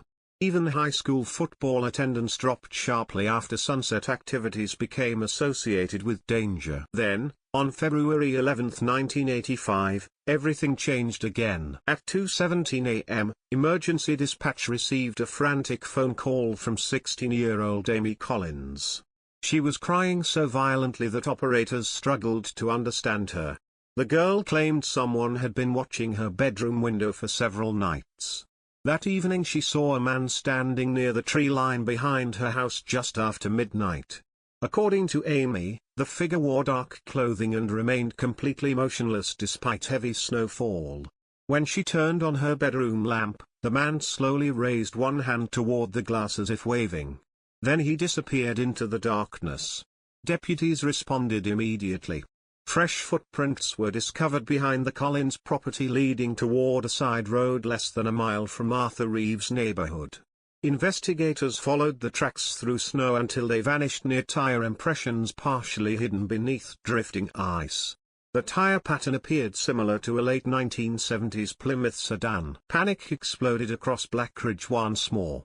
Parents began sleeping inside children's bedrooms with loaded firearms nearby.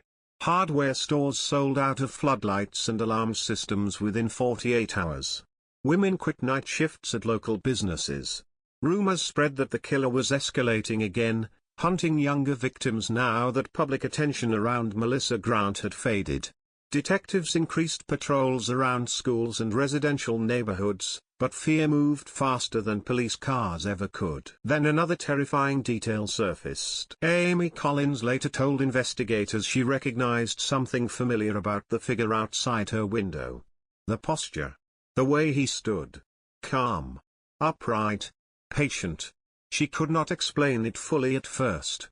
But after hours of questioning, Amy quietly admitted the man reminded her of someone from school. Arthur Reeves. Detectives immediately revisited the teacher's background once again. This time they uncovered a disturbing incident buried deep inside school records from 1974. A female student had accused Reeves of inappropriate behavior during a private tutoring session years earlier. The complaint vanished after administrators labeled it a misunderstanding. The student transferred schools shortly afterward. Investigators located the woman, now living in another state. During interviews, she described Reeves as emotionally manipulative, intensely controlling, and frightening when rejected. According to her statement, Reeves once told her, "Some girls mistake kindness for weakness." Detectives suddenly realized a pattern might have existed long before Melissa Grant ever died. Yet despite mounting suspicion, Reeves remained untouchable legally. He hired additional attorneys. He stopped speaking publicly except through formal statements denying every accusation. And strangely, the more pressure investigators applied, the calmer Reeves appeared. That composure unsettled Bennett more than anything else. Most innocent people become angry, defensive, emotional. Reeves became colder, more controlled, almost amused. Then came the tape. In March 1985, an anonymous package arrived at Black Ridge Sheriff's Department addressed directly to Detective Bennett. Inside sat a cassette tape without fingerprints or return information. Written across the label in black marker were 4 words: "You missed your chance." Investigators gathered inside an interview room and played the tape carefully. At first there was only static. Then a male voice emerged, low and calm beneath background crackling. The speaker never identified himself. But everyone in the room immediately felt something deeply wrong about the recording. The man spoke slowly, almost conversationally, discussing fear inside Black Ridge as if observing an experiment unfold. "People think monsters look different," the voice whispered. "But monsters survive because nobody wants to believe they're ordinary." Then came a sentence that reportedly made Detective Bennett physically pale. "You should have kept the box closed." The room fell silent after the tape ended. Nobody except Bennett knew about the hidden metal box beneath Reeves' basement floorboards. For the first time since the investigation began, Bennett became convinced beyond doubt that someone was actively watching the detectives themselves. Audio experts attempted voice comparisons against multiple suspects, including Arthur Reeves, but the quality proved too distorted for certainty.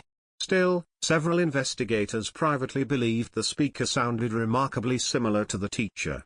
Reeves denied all involvement and dismissed the tape as the product of hysteria. But the psychological impact inside the department was devastating. Bennett stopped trusting unsecured conversations. Detectives feared phones might be monitored. Some even wondered whether the killer maintained connections inside local government or law enforcement. Paranoia spread rapidly. Meanwhile, Denise Harper's disappearance remained completely unsolved. Months had passed without a body, ransom demand, or confirmed sighting. Then, during a heavy storm in April 1985, construction workers repairing drainage pipes outside Black Ridge discovered a badly deteriorated purse lodged deep inside a culvert beneath the highway overpass. The purse belonged to Denise. Inside were her identification card, lipstick, broken sunglasses, and a small silver bracelet still coated in mud. No additional remains were found nearby. But one horrifying detail instantly caught investigators' attention.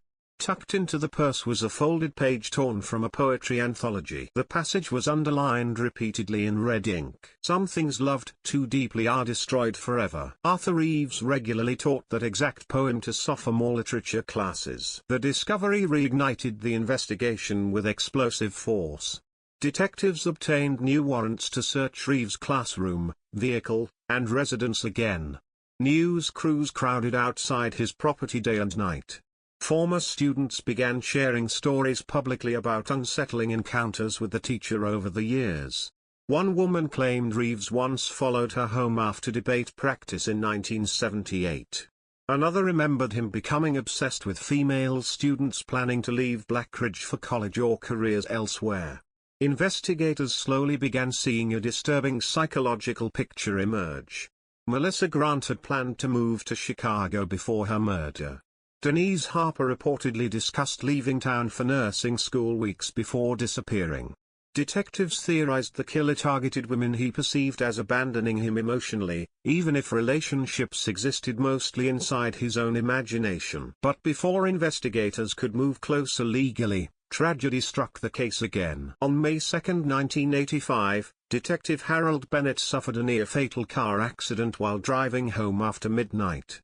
His vehicle lost control along a rural highway and crashed violently into a ditch. Bennett survived with severe injuries, including broken ribs and a fractured skull. Yet several details surrounding the crash immediately appeared suspicious. Brake fluid lines inside Bennett's car had been deliberately cut. Someone tried to kill him. The revelation shook Blackridge harder than anything since Melissa's murder itself. For the first time, investigators publicly acknowledged the possibility that the offender remained active and dangerous. Officers surrounded Bennett's hospital room 24 hours a day while state investigators joined the case officially. But Bennett's condition worsened rapidly due to complications from head trauma. Before surgery, he reportedly grabbed another detective's arm and whispered 5 chilling words. "He knows we're getting close." Bennett survived the operation but never fully recovered professionally. Chronic headaches, memory problems, and psychological trauma forced him into early retirement less than a year later. Many detectives believed the crash permanently destroyed the momentum of the investigation. Bennett had been the emotional engine driving the case forward. Without him, the department lost both focus and urgency. And Arthur Eves remained free. Summer returned to Blackridge slowly. Grass grew over old search sites. News crews disappeared again. Fear settled into quiet exhaustion. People stopped expecting answers because disappointment had become routine.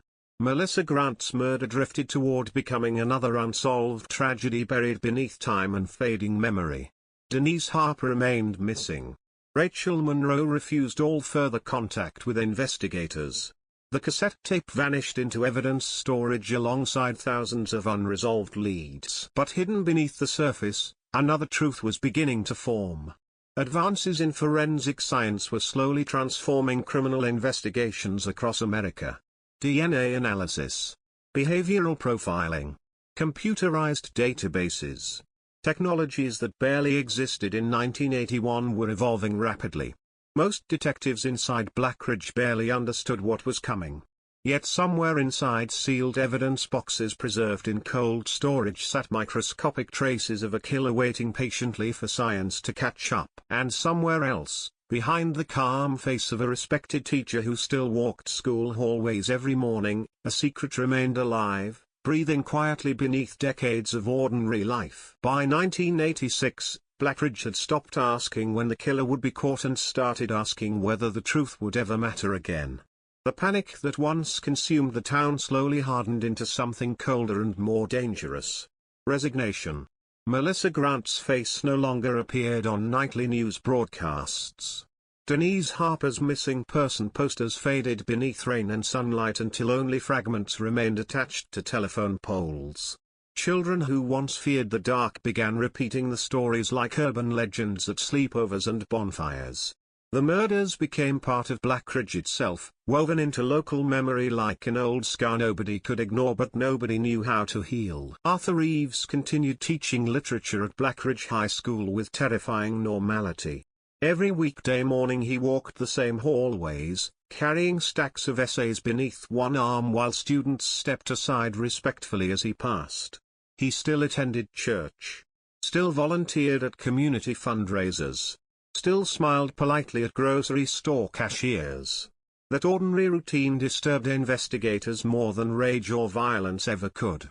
The possibility that a killer could move through daily life without visible cracks shattered people's understanding of evil. Detectives privately admitted Reeves no longer frightened them because of evidence.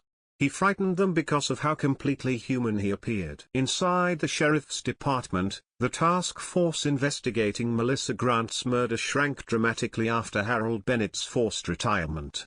Younger detectives inherited thousands of disorganized files and decades of unresolved frustration. Many believed the case had become impossible to solve. Witness memories faded. Physical evidence degraded. public cooperation collapsed. Some officers quietly resented the investigation entirely because it consumed enormous resources while producing nothing except fear and damaged reputations. Yet despite declining momentum, one investigator refused to let the case disappear completely. Deputy Laura Haynes had joined the department only months before Bennett's accident. Unlike older detectives exhausted by years of failure, Haynes approached the case with relentless focus. She spent nights reviewing forgotten witness interviews, cross-checking timelines, and organizing evidence that previous investigators buried beneath paperwork chaos. Haynes believed mistakes during the early years of the investigation hid crucial truths no one fully recognized at the time. And the deeper she studied Arthur Reeves, the more convinced she became that something deeply wrong existed beneath his carefully controlled exterior. Then she discovered the letters. While reviewing archived evidence from Melissa Grant's apartment, Haynes uncovered a small envelope investigators overlooked years earlier because it appeared unrelated to the murder. Inside were handwritten notes Melissa received anonymously during the months before her death. At first glance the messages seemed harmless. Compliments about her smile. Comments about books she recommended at the store. Observations about seeing her downtown. But as Haynes read further, the tone changed dramatically. The writer became possessive. Angry. Obsessive. One note read, "You act like you're better than this town now." Another stated, "Some people should stay where they belong." The final letter, delivered less than 2 weeks before Melissa's murder, contained a line that made Haynes stop breathing for a moment. "You shouldn't leave people behind after they care about you." Melissa never reported the letters to police because she apparently believed they were merely creepy but harmless. Yet investigators now viewed them very differently. Handwriting experts compared the notes against multiple suspects but reached no definitive conclusions. However, one detail immediately caught Haynes' attention. Several phrases inside the letters resembled comments former students claimed Arthur Reeves frequently used during classroom lectures about loyalty, morality, and betrayal. Haynes began quietly interviewing Reeves' former students again, focusing specifically on women from the late 1970s and early 1980s. What she uncovered disturbed her deeply. Multiple former students described Reeves forming emotionally intense attachments toward certain female students he considered special or gifted. He recommended private reading lists. Held after-school discussions alone behind closed classroom doors. Became unusually invested in personal details about their lives. Most described him as manipulative rather than openly threatening, a man who disguised control as intellectual mentorship. One former student recalled Reeves telling her, "The world destroys girls who become too independent." Another remembered him growing cold and hostile after she announced plans to attend college out of state. Patterns were emerging. Melissa Grant planned to leave Black Ridge. Denise Harper planned to leave Black Ridge. Even Rachel Monroe reportedly discussed moving away after graduation before her abduction. For the first time, investigators considered a terrifying possibility. The killer may not have targeted victims randomly at all. He may have selected women he viewed as abandoning him emotionally or symbolically escaping the small world he desperately needed to control. Then came the yearbook discovery. During summer renovations at Blackridge High School in 1987, maintenance workers cleaning an unused storage room behind the library discovered several faculty boxes scheduled for disposal. Most contained old textbooks and debate trophies. But hidden inside one box assigned to Arthur Reeves were dozens of female student yearbook photographs cut carefully from school annuals spanning more than 15 years. Some faces had circles drawn around them in red ink. Others contained handwritten notes beside the images. Ungrateful. Dishonest. Thinks she's too good for this place. Melissa Grant's photograph appeared among them. Investigators immediately seized the material. The discovery horrified even veteran officers because it revealed something undeniable about Reeves' psychology. Obsession. Resentment. Emotional fixation. Yet legally, prosecutors still hesitated. Possessing photographs and strange notes did not prove murder. Reeves' attorneys argued the material represented harmless personal reflections taken wildly out of context by desperate investigators. Once again, law enforcement found themselves trapped between suspicion and proof. Public pressure exploded after the yearbook evidence became known. Parents demanded Reeves be removed from teaching immediately. Protesters gathered outside school board meetings carrying signs reading "Protect Our Children." Former students appeared on local television describing uncomfortable experiences with Reeves over the years. Some accused the school district of ignoring warning signs for decades because Reeves was respected academically. Yet despite growing outrage, Reeves remained employed while legal disputes unfolded. Blackridge High School became a battlefield between fear and denial. Then another woman disappeared. On October 3, 1987, 21-year-old college student Karen Holt vanished while visiting Blackridge during fall break. She was last seen leaving a convenience store shortly after 11 p.m. Witnesses later reported seeing a green sedan idling near the parking lot entrance around the same time. Karen's abandoned car was discovered the following morning beside a county road outside town with the driver's side door slightly open. There were no signs of struggle. No fingerprints. No body. The town nearly erupted into violence. Crowds gathered outside Arthur Reeves' home screaming accusations late into the night. Someone spray-painted "Killer" across his garage door in massive red letters. Police were forced to station patrol units outside the property to prevent mob attacks. Reeves himself responded publicly for the first time in years, appearing outside his home surrounded by attorneys and cameras. Calm as ever, he denied all allegations and accused investigators of orchestrating a hysteria-driven witch hunt. Watching the interview on television, Deputy Laura Haynes reportedly felt physically cold. Reeves showed no fear whatsoever. Only irritation. As if the investigation itself insulted him personally. Then Karen Holt returned. 3 days after disappearing, Karen stumbled barefoot onto a rural highway nearly 30 miles from Blackridge. Hypothermic. Disoriented. Covered in bruises. Truck drivers rushed her to the hospital where detectives immediately began questioning her. Karen described being held inside a dark room she never saw clearly because the windows were covered and lights remained dim constantly. Her captor wore gloves. Spoke calmly. Asked strange personal questions about trust, ambition, and whether she planned to abandon this place forever. Karen said the man often recited poetry while sitting just outside her field of vision. At one point, he allegedly became furious after she mentioned wanting to move permanently to California after college. Then, just before releasing her, he leaned close enough for her to smell coffee and cigarette smoke on his clothes and whispered something chilling into her ear. Some girls disappear because they forget who notices them. Karen never saw his face clearly enough for identification. But when investigators played audio recordings of several potential suspects, she reportedly became visibly shaken listening to Arthur Reeves speak. Still, prosecutors insisted the evidence remained circumstantial. Deputy Laura Haynes became consumed by frustration. She believed Reeves was escalating in confidence because he understood exactly how limited the evidence against him remained. Haynes reportedly told colleagues, "He thinks intelligence makes him untouchable." Yet even she struggled with the horrifying reality that Reeves might truly outsmart the system forever. Then came the fire. In December 1987, a blaze erupted inside an evidence storage annex connected to the sheriff's department. Flames tore through archived case materials before firefighters contained the damage. Hundreds of documents were destroyed, including portions of the Melissa Grant investigation. Although officials publicly blamed faulty electrical wiring, several investigators privately suspected arson. Critical witness interviews vanished forever. Fiber evidence degraded by heat became unusable.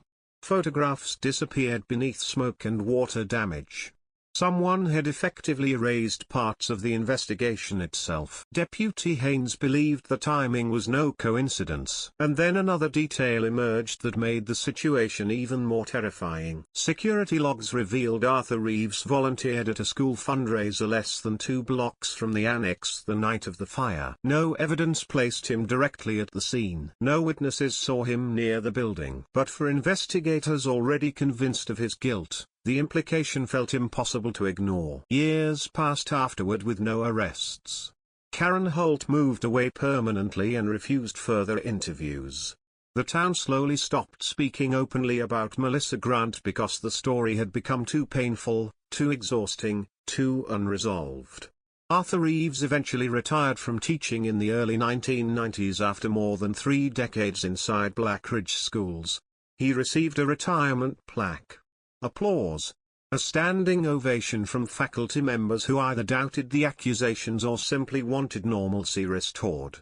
Watching from the back of the auditorium, Deputy Laura Haynes reportedly felt sick because somewhere inside her instincts, she believed Blackridge had just celebrated a killer. And deep inside evidence boxes surviving fire, time, and neglect, microscopic traces of truth still waited silently for a future science capable of finally dragging darkness into the light. The 1990s arrived quietly in Blackridge, but the silence felt unnatural, like the pause after a scream that still echoed somewhere far away. The town tried desperately to move forward. New businesses opened downtown. Old buildings were renovated. Children who once grew up terrified by the Melissa Grant case graduated high school and left for college.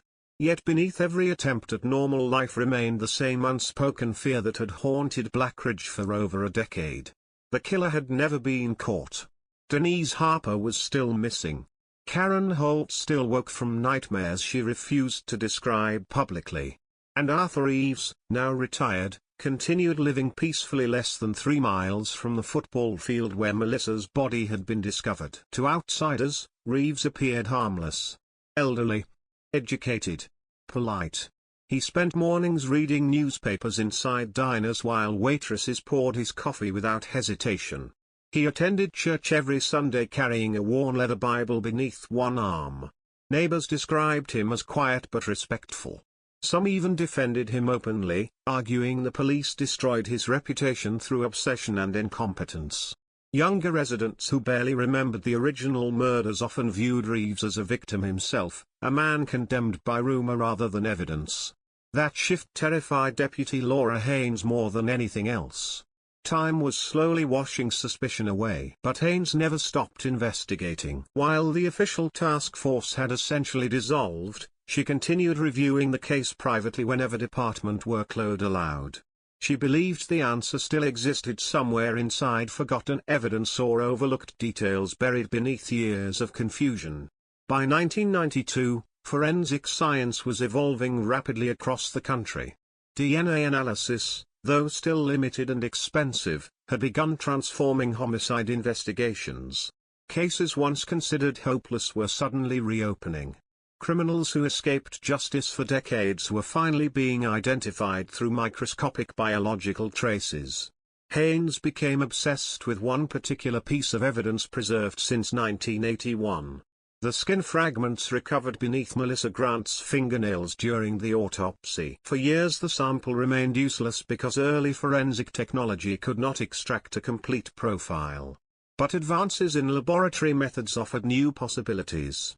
Haynes pushed aggressively for retesting despite resistance from supervisors who considered the case nearly dead. Funding became a constant obstacle. Smaller departments like Blackridge rarely received resources for expensive forensic work on cold cases. Yet Haynes refused to back down.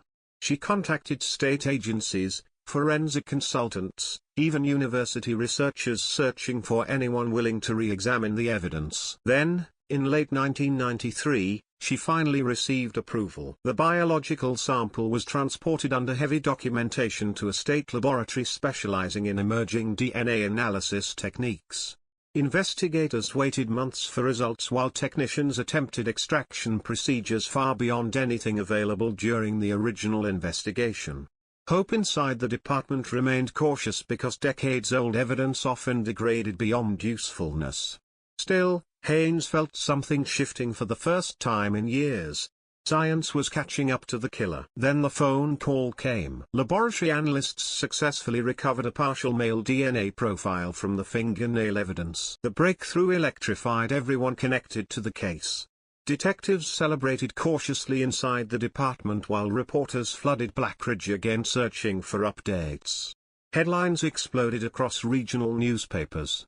DNA may solve Blackridge cold case. New forensic breakthrough in Grant murder. For the first time in over a decade, Melissa Grant's case no longer felt buried in the past. It felt alive again. But excitement quickly collided with reality. The DNA profile was incomplete. Degraded.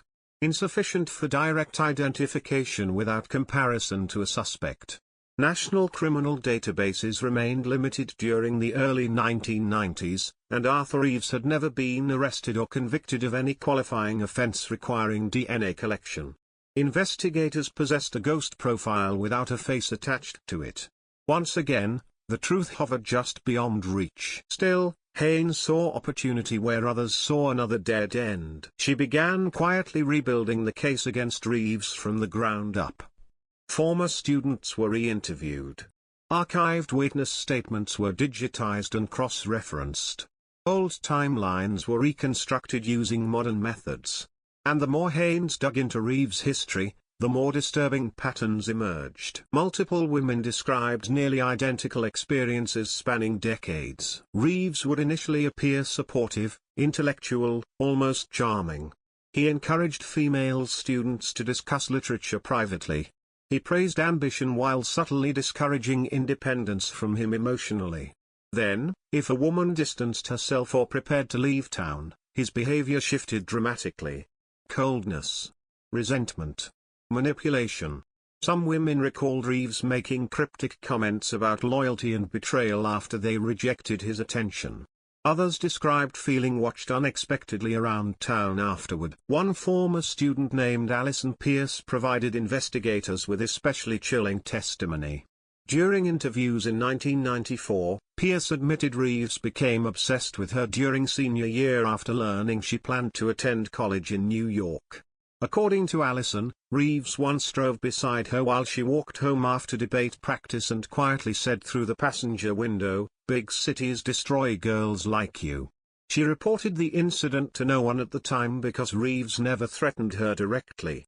Yet after Melissa Grant's murder, Allison became convinced she narrowly escaped something far darker. Then another witness came forward unexpectedly. A retired janitor named Walter Green contacted Deputy Haynes claiming he remembered something unusual from the winter after Melissa's murder.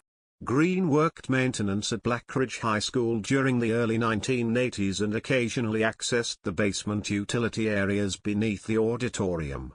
One night shortly after Melissa died, Green reportedly discovered Arthur Reeves alone inside the storage corridor near the hidden room where blood traces were later found. According to Green, Reeves appeared startled and angry when questioned about his presence there. Reeves allegedly claimed he was searching for debate supplies, though the explanation never fully made sense because debate materials were stored upstairs. Green initially dismissed the encounter. Years later, it haunted him. The testimony strengthened Haynes' suspicions enormously. Yet prosecutors still hesitated. The case remained almost entirely circumstantial despite growing psychological evidence surrounding Reeves. Detectives needed direct physical linkage between the retired teacher and Melissa Grant's murder. Then, in 1995, the investigation suffered another devastating setback. The original biological sample recovered from Melissa's fingernails degraded further during additional testing procedures, leaving almost nothing behind for future analysis. Forensic experts warned investigators the evidence might never produce a complete usable DNA profile. Haynes reportedly sat alone inside her office for nearly an hour after receiving the news, staring silently at the lab report while rain hammered against the station windows outside. Another opportunity slipping away.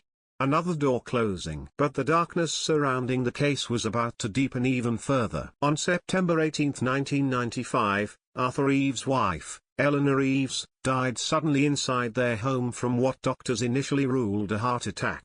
She was 61 years old. The death appeared natural until rumors began spreading almost immediately throughout Black Ridge. Neighbors whispered that Eleanor seemed terrified during the final years of her marriage. One woman from church claimed Eleanor once confided, "There are things about Arthur people should never know." Another neighbor alleged Eleanor frequently slept in a separate bedroom after Melissa Grant's murder but refused to explain why. Deputy Haynes quietly reopened inquiry into Eleanor's death, searching for anything suspicious. No evidence of poisoning or trauma surfaced during the initial review. Yet one detail disturbed investigators deeply. Just weeks before dying, Eleanor reportedly contacted a lawyer about updating her will and making personal arrangements. Friends later described her as anxious and emotionally exhausted during that period. Some detectives began wondering whether Eleanor Eves knew the truth about her husband for years and lived trapped beneath the weight of that secret. Then came the attic discovery. While clearing belongings after Eleanor's funeral, Arthur Eves hired movers to remove old storage boxes from the attic above the garage. During the process, one worker accidentally broke through a weakened section of flooring near the back wall. Hidden beneath insulation and rotting boards was a small compartment sealed carefully with plywood. Inside sat several objects wrapped in yellowed newspaper. Among them was a silver bracelet coated in dried mud. The bracelet belonged to Denise Harper. The movers immediately contacted police. Investigators rushed to the property expecting the breakthrough that had eluded them for 14 years. Reeves appeared calm when confronted. Too calm. He claimed complete ignorance regarding the compartment and insisted the bracelet could have been planted by anyone over the years. But detectives finally possessed something tangible connecting him directly to at least one victim. Forensic teams tore through the Reeves property searching for additional evidence. Beneath loose soil behind the garage, cadaver dogs reacted strongly near an old flower bed. Excavation crews uncovered small bone fragments too degraded for immediate identification. Detectives felt the case exploding open around them at last. Then forensic analysis delivered crushing ambiguity once again. The bone fragments proved animal remains. Fingerprints recovered from the hidden compartment were unusable. And because Denise Harper's body had never been found, prosecutors argued possession of the bracelet alone still could not conclusively prove murder or kidnapping beyond reasonable doubt. Black Ridge descended back into fury and disbelief. How many signs did the system need before acting? How many women had to disappear before suspicion became enough? Deputy Laura Haynes began fearing the answer might be unbearable. Arthur Eves was aging now. His hair had turned white. His health visibly declined. Time itself was becoming the killer's greatest ally. If Reeves truly committed the crimes haunting Black Ridge, he might die peacefully before science or law ever caught up to him. And somewhere beneath decades of fear, obsession, and unanswered questions, the truth remained trapped inside microscopic traces of evidence still waiting for the future to finally unlock them. By the late 1990s, the Black Ridge murders no longer felt like active investigations. They felt like ghosts. Old newspaper boxes filled with yellowed headlines sat buried in courthouse storage rooms. Evidence files gathered dust beneath flickering basement lights.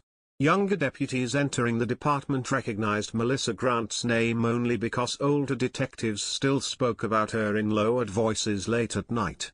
Yet for the families left behind, nothing had faded. Melissa's bedroom remained untouched inside her parents' house long after their deaths. Denise Harper's mother still answered unknown phone numbers hoping for news that never came. Rachel Monroe moved across the country and changed jobs repeatedly, unable to escape the fear planted inside her during those 48 hours in captivity. Time moved forward for Black Ridge, but emotionally the town remained trapped somewhere between 1981 and never. Arthur Eves, meanwhile, aged into the image of a harmless old man. His posture bent slightly. His hands trembled occasionally while lifting coffee cups inside diners. He spent afternoons feeding birds at the park and discussing books with librarians who knew nothing about the whispers surrounding his name decades earlier. Some residents even began apologizing publicly for the suspicion aimed at him over the years. The police ruined that poor man's life, one retired teacher told a local newspaper in 1998. People wanted a monster so badly they forgot what evidence actually means. To Deputy Laura Haynes, statements like that felt unbearable. Because the deeper she investigated Reeves, the more convinced she became that Blackridge had spent years staring directly at a predator disguised as a respected educator. But Haynes herself was changing too. The case had consumed nearly half her career. Relationships collapsed because of the long nights spent reviewing files and chasing dead leads. Colleagues transferred departments while she remained buried inside the same nightmare decade after decade. Yet despite exhaustion, Haynes refused to stop because small inconsistencies continued surfacing around Arthur Reeves that no innocent explanation fully resolved. Then, in early 1999, she received a phone call that would reopen everything. The caller identified himself as Daniel Reeves, Arthur Reeves' son. Most people in Blackridge never even knew Arthur had a son because Daniel left town at 18 and rarely returned. According to department records, father and son barely spoke for years. Daniel contacted Haynes from Arizona after learning about renewed media attention surrounding the cold case. At first he sounded hesitant, almost ashamed. Then he revealed something deeply disturbing. As a child, Daniel frequently woke during the night and found his father missing from the house for hours at a time. This happened repeatedly during the early 1980s, especially after Melissa Grant's murder. Daniel also remembered strange arguments between Arthur and Eleanor Reeves behind closed bedroom doors. Screaming. Crying. Doors slamming. One phrase remained burned into his memory because he heard his mother repeat it constantly during those fights. "You can't keep pretending nothing happened." At the time, Daniel believed the arguments involved infidelity or financial stress. Only years later, after revisiting news coverage surrounding Melissa Grant's murder, did he begin wondering whether something far darker existed beneath his father's calm exterior. Then Daniel revealed another detail. During childhood, he occasionally discovered women's jewelry hidden inside Arthur Reeves' workshop desk drawers. Bracelets, earrings, hair clips. When Daniel asked about them, Arthur always claimed the items belonged to Eleanor or were objects students lost at school. Yet after Denise Harper's bracelet surfaced inside the attic compartment years later, Daniel became terrified those objects may have been trophies connected to victims. Deputy Haynes immediately flew to Arizona to interview Daniel in person. The meeting lasted nearly 9 hours. Daniel appeared emotionally shattered throughout most of it. He described Arthur Reeves as obsessively controlling behind closed doors, perfectionistic, emotionally cold, capable of explosive anger over tiny disruptions. According to Daniel, Arthur despised women he viewed as disrespectful or ungrateful. He often lectured his family about morality, loyalty, and the dangers of independence. One statement particularly disturbed investigators. Daniel recalled his father once saying, "Girls who abandon their place in life eventually pay for it." The psychological profile surrounding Reeves was becoming impossible to ignore. Yet once again, prosecutors hesitated. There was still no direct forensic evidence placing Reeves at the murder scene. The partial DNA sample remained incomplete. Witnesses offered suspicion, not certainty. Defense attorneys continued arguing the investigation represented decades of tunnel vision fueled by paranoia and community fear. Legally, they still had a point. Then another horrifying discovery emerged. In June 2000, construction crews demolishing the abandoned Crestview Motel uncovered a hidden compartment behind the walls of Room 12.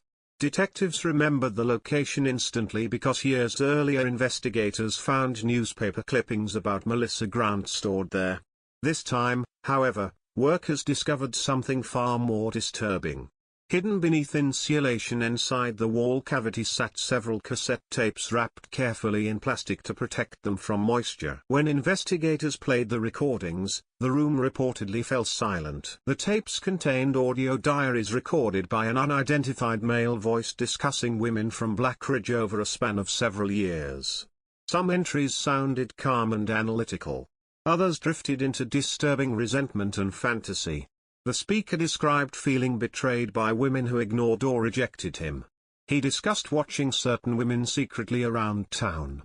On one tape, recorded shortly after Melissa Grant's murder, the speaker whispered, "She forced me to teach her a lesson."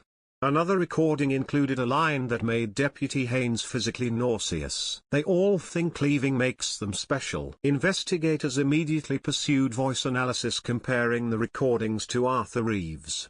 Experts concluded the similarities were highly consistent but stopped short of definitive identification because of audio degradation and lack of advanced comparison software at the time. Still, the tapes reignited the entire case nationally. Television programs dedicated full episodes to the Black Ridge murders. True crime magazines labeled Reeves America's invisible predator. Reporters returned to town again chasing interviews and dramatic footage beside Willow Creek Road. Arthur Reeves responded with frightening composure. Now in his early 60s, Reeves agreed to a televised interview from his living room surrounded by bookshelves and framed family photographs. Watching the broadcast later, many investigators admitted the appearance unsettled them deeply because Reeves seemed less like a suspect and more like a professor calmly dismantling accusations through logic. He denied recording the tapes. Denied involvement in every crime. Denied ever harming Melissa Grant or any other woman. Then, staring directly into the camera, Reeves quietly said, "People become addicted to monsters because monsters make tragedy easier to understand." The interview divided public opinion instantly. Some viewers became convinced Reeves was manipulating everyone with intellectual charm. Others believed the police were persecuting an eccentric old teacher without evidence. The uncertainty itself became part of the horror surrounding Black Ridge. Nobody knew what to believe anymore. Then, in October 2001, another woman vanished. 30-year-old librarian Susan Keller disappeared after leaving work at the Black Ridge Public Library around closing time. Her abandoned vehicle was found parked near a wooded service road outside town with the headlights still on. Panic detonated through Black Ridge harder than ever before because the similarities were impossible to dismiss. Yet this time investigators responded with overwhelming force immediately. State police, FBI agents, and forensic teams flooded the region within hours. And once again, Arthur Reeves surfaced near the center of attention. Witnesses confirmed Reeves regularly visited the library and frequently spoke with Susan Keller about literature during the weeks before her disappearance. Security footage captured Reeves entering the library 2 days before Susan vanished. Detectives obtained search warrants within 48 hours. This time they found something shocking. Inside Reeves' garage workshop, investigators discovered dozens of hidden photographs taken secretly around Black Ridge spanning more than 20 years. Women entering stores. Walking alone at night. Unlocking cars. Talking on public telephones. Some images focused specifically on Melissa Grant, Denise Harper, Karen Holt, and Susan Keller. The photographs revealed systematic surveillance stretching across decades. Investigators believed Reeves carefully documented women he obsessed over long before acting against them. Then forensic technicians uncovered another critical detail. Several photographs contained latent fingerprints matching Arthur Reeves directly. For the first time in the history of the investigation, detectives finally possessed indisputable physical evidence linking Reeves to covert stalking behavior connected to multiple victims. The discovery shattered Black Ridge completely. Residents gathered outside the courthouse demanding immediate arrest. Former students publicly described years of emotional manipulation and intimidation by Reeves. Women who once defended him suddenly admitted feeling uncomfortable around him for decades. The illusion surrounding the respected retired teacher was finally beginning to crack. Yet even then, prosecutors hesitated on murder charges. Possession of photographs proved obsession and stalking. It did not conclusively prove homicide. And before investigators could push further, Susan Keller's body was discovered deep inside woodland outside county lines. She had been strangled. The murder scene revealed signs of careful planning almost identical to Melissa Grant's case decades earlier. No weapon. Minimal trace evidence. Body concealed deliberately beneath leaves and debris. But forensic science in 2001 was no longer what it had been in 1981. This time, investigators recovered fresh biological evidence: hair fibers, skin cells, partial DNA. And suddenly, after 20 years of darkness, the Blackridge nightmare no longer felt untouchable. For the first time ever, Arthur Reeves looked afraid. The discovery of Susan Keller's body shattered whatever illusion of safety Blackridge still clung to after 20 years of fear and denial.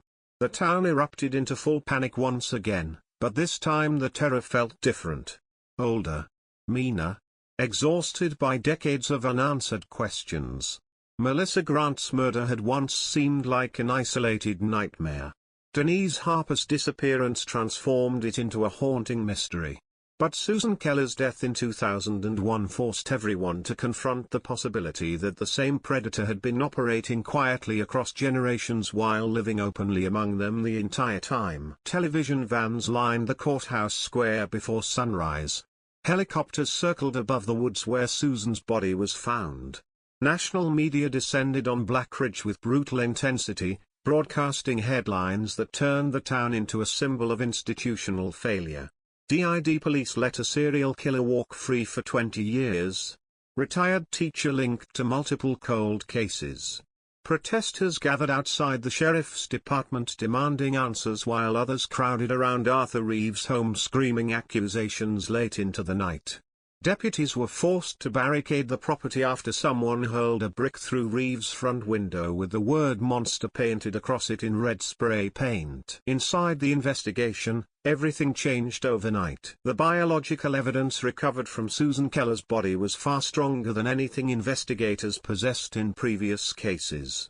Modern forensic methods allowed analysts to extract significantly more detailed DNA profiles from microscopic traces left beneath Susan's fingernails and on fibers recovered from her clothing. Detectives worked around the clock waiting for results while Arthur Reeves remained under heavy surveillance. He had not yet been arrested, but for the first time in decades, investigators truly believed they were close to ending the nightmare. Then came the first direct forensic breakthrough in Blackridge history. The partial DNA recovered from Susan Keller shared multiple matching markers with the degraded sample taken from beneath Melissa Grant's fingernails 20 years earlier. Investigators reportedly sat frozen inside the briefing room staring at the lab report while silence swallowed the entire building. It was not a complete match yet, but statistically the probability that two unrelated individuals left both samples was extremely low. After decades of dead ends, science was finally connecting the crimes together. Deputy Laura Haynes immediately pushed prosecutors for arrest warrants targeting Arthur Reeves. But legal caution still slowed everything. Defense attorneys argued the evidence remained incomplete and circumstantial without direct comparison to Reeves himself. Detectives needed his DNA officially, and Arthur Reeves knew it. The retired teacher suddenly stopped appearing in public. Curtains remained closed inside his home day and night. Neighbors noticed unfamiliar vehicles parked near the property at odd hours. Reporters camped outside constantly hoping to capture any movement.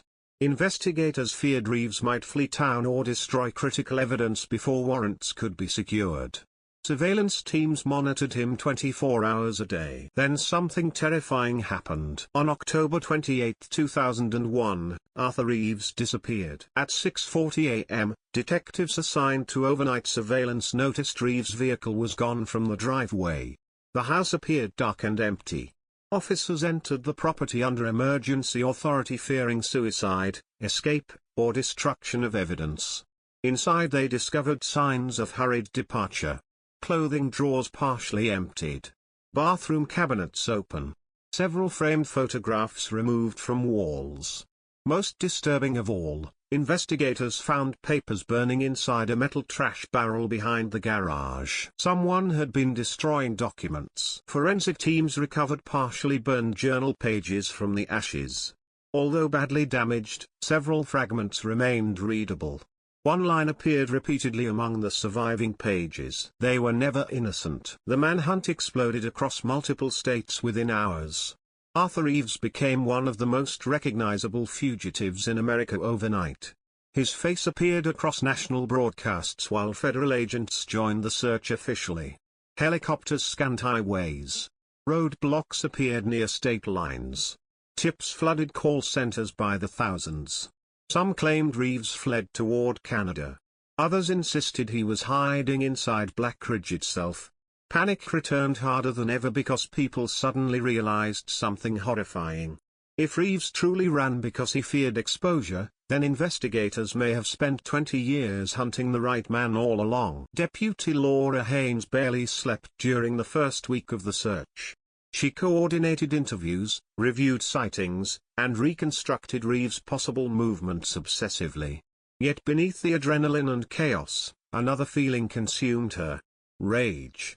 She could not stop thinking about Melissa Grant, Denise Harper, Susan Keller, and all the years Reeves potentially spent walking freely because evidence never arrived fast enough. Then the breakthrough came from somewhere nobody expected. On November 2, 2001, a motel clerk in rural Missouri contacted authorities after recognizing Reeves from television coverage. According to the clerk, an elderly man matching Reeves' appearance rented a room under a false name 3 nights earlier. Investigators rushed to the location immediately. Surveillance footage confirmed the suspect was Arthur Reeves. Inside the motel room, detectives discovered another hidden collection of materials that horrified everyone involved. Newspaper clippings, maps, photographs of women, dozens of handwritten notes discussing obedience, betrayal, and purity. But this time investigators also found something far more devastating. A sealed envelope labeled simply Melissa. Inside sat a faded photograph of Melissa Grant smiling outside the bookstore where she worked in 1981. Written across the back in Arthur Reeves' handwriting were 6 words that made seasoned investigators physically ill. She could have stayed loyal. The discovery transformed the entire investigation instantly. Prosecutors no longer viewed Reeves merely as a suspect.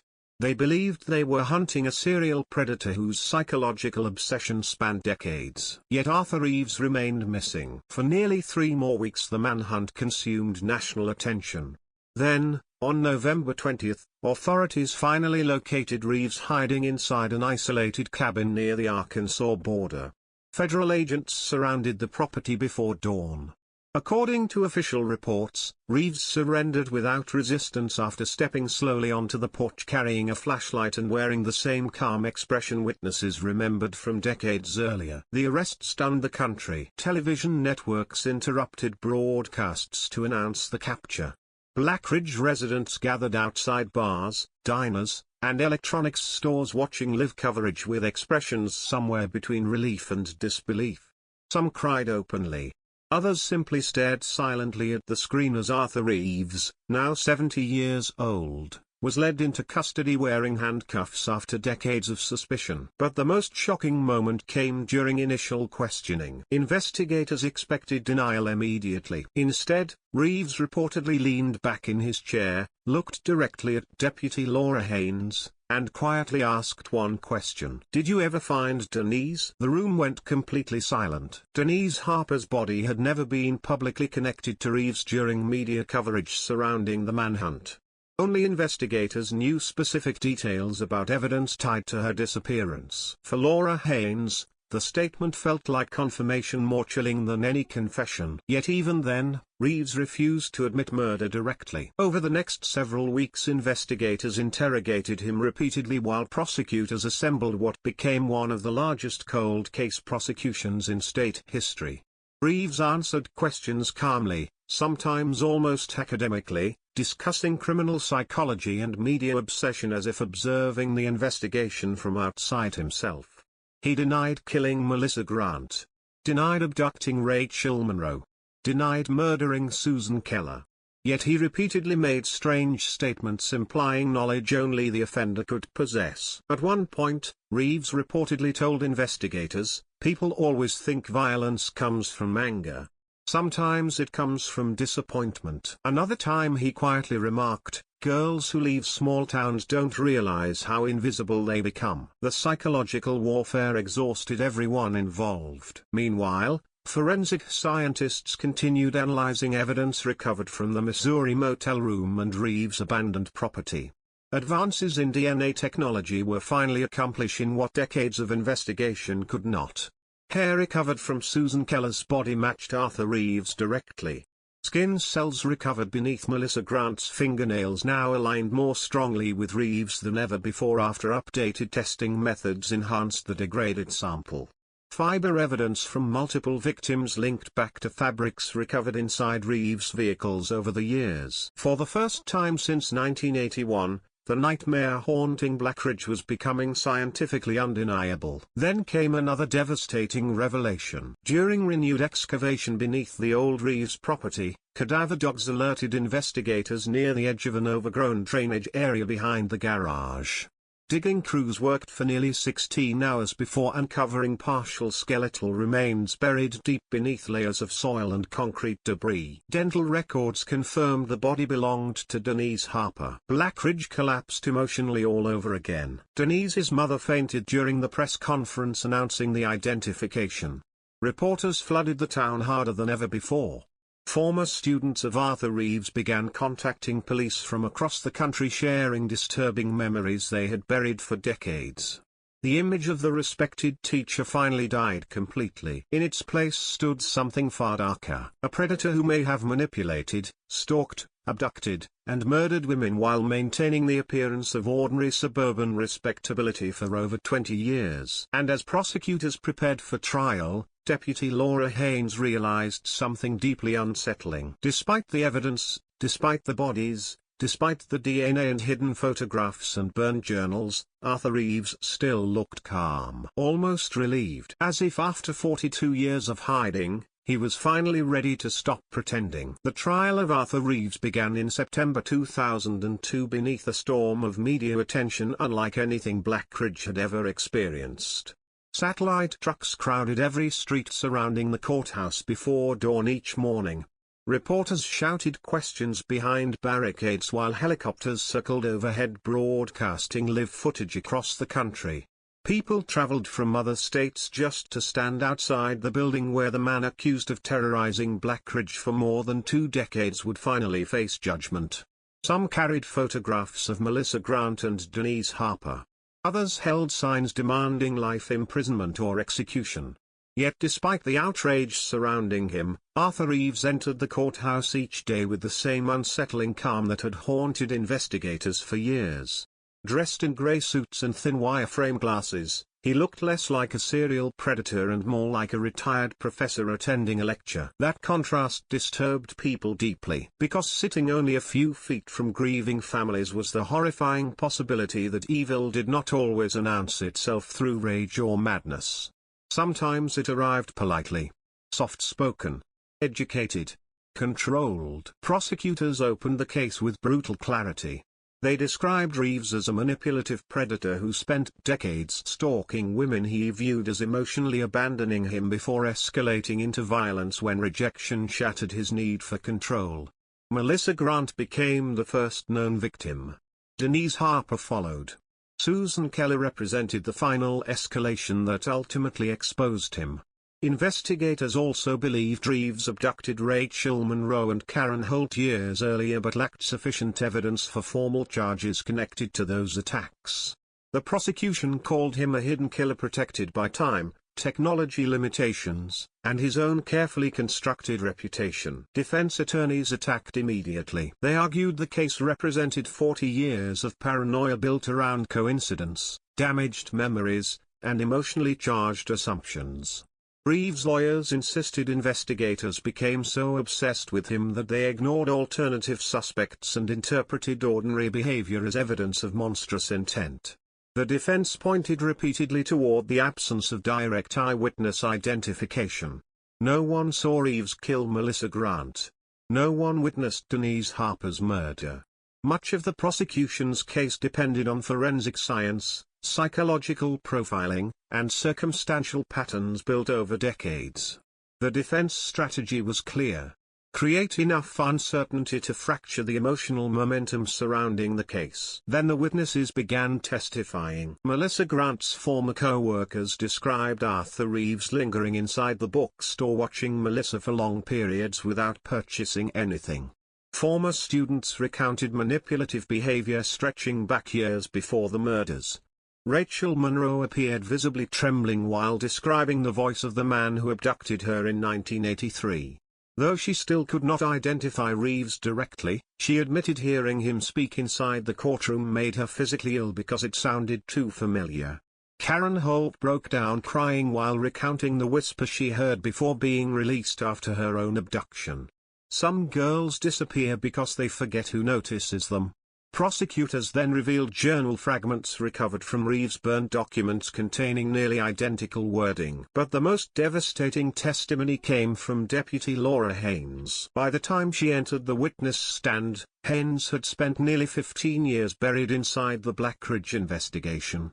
The courtroom fell silent as she described the evolution of the case from the chaotic early failures of 1981 to the scientific breakthroughs finally exposing Arthur Reeves decades later.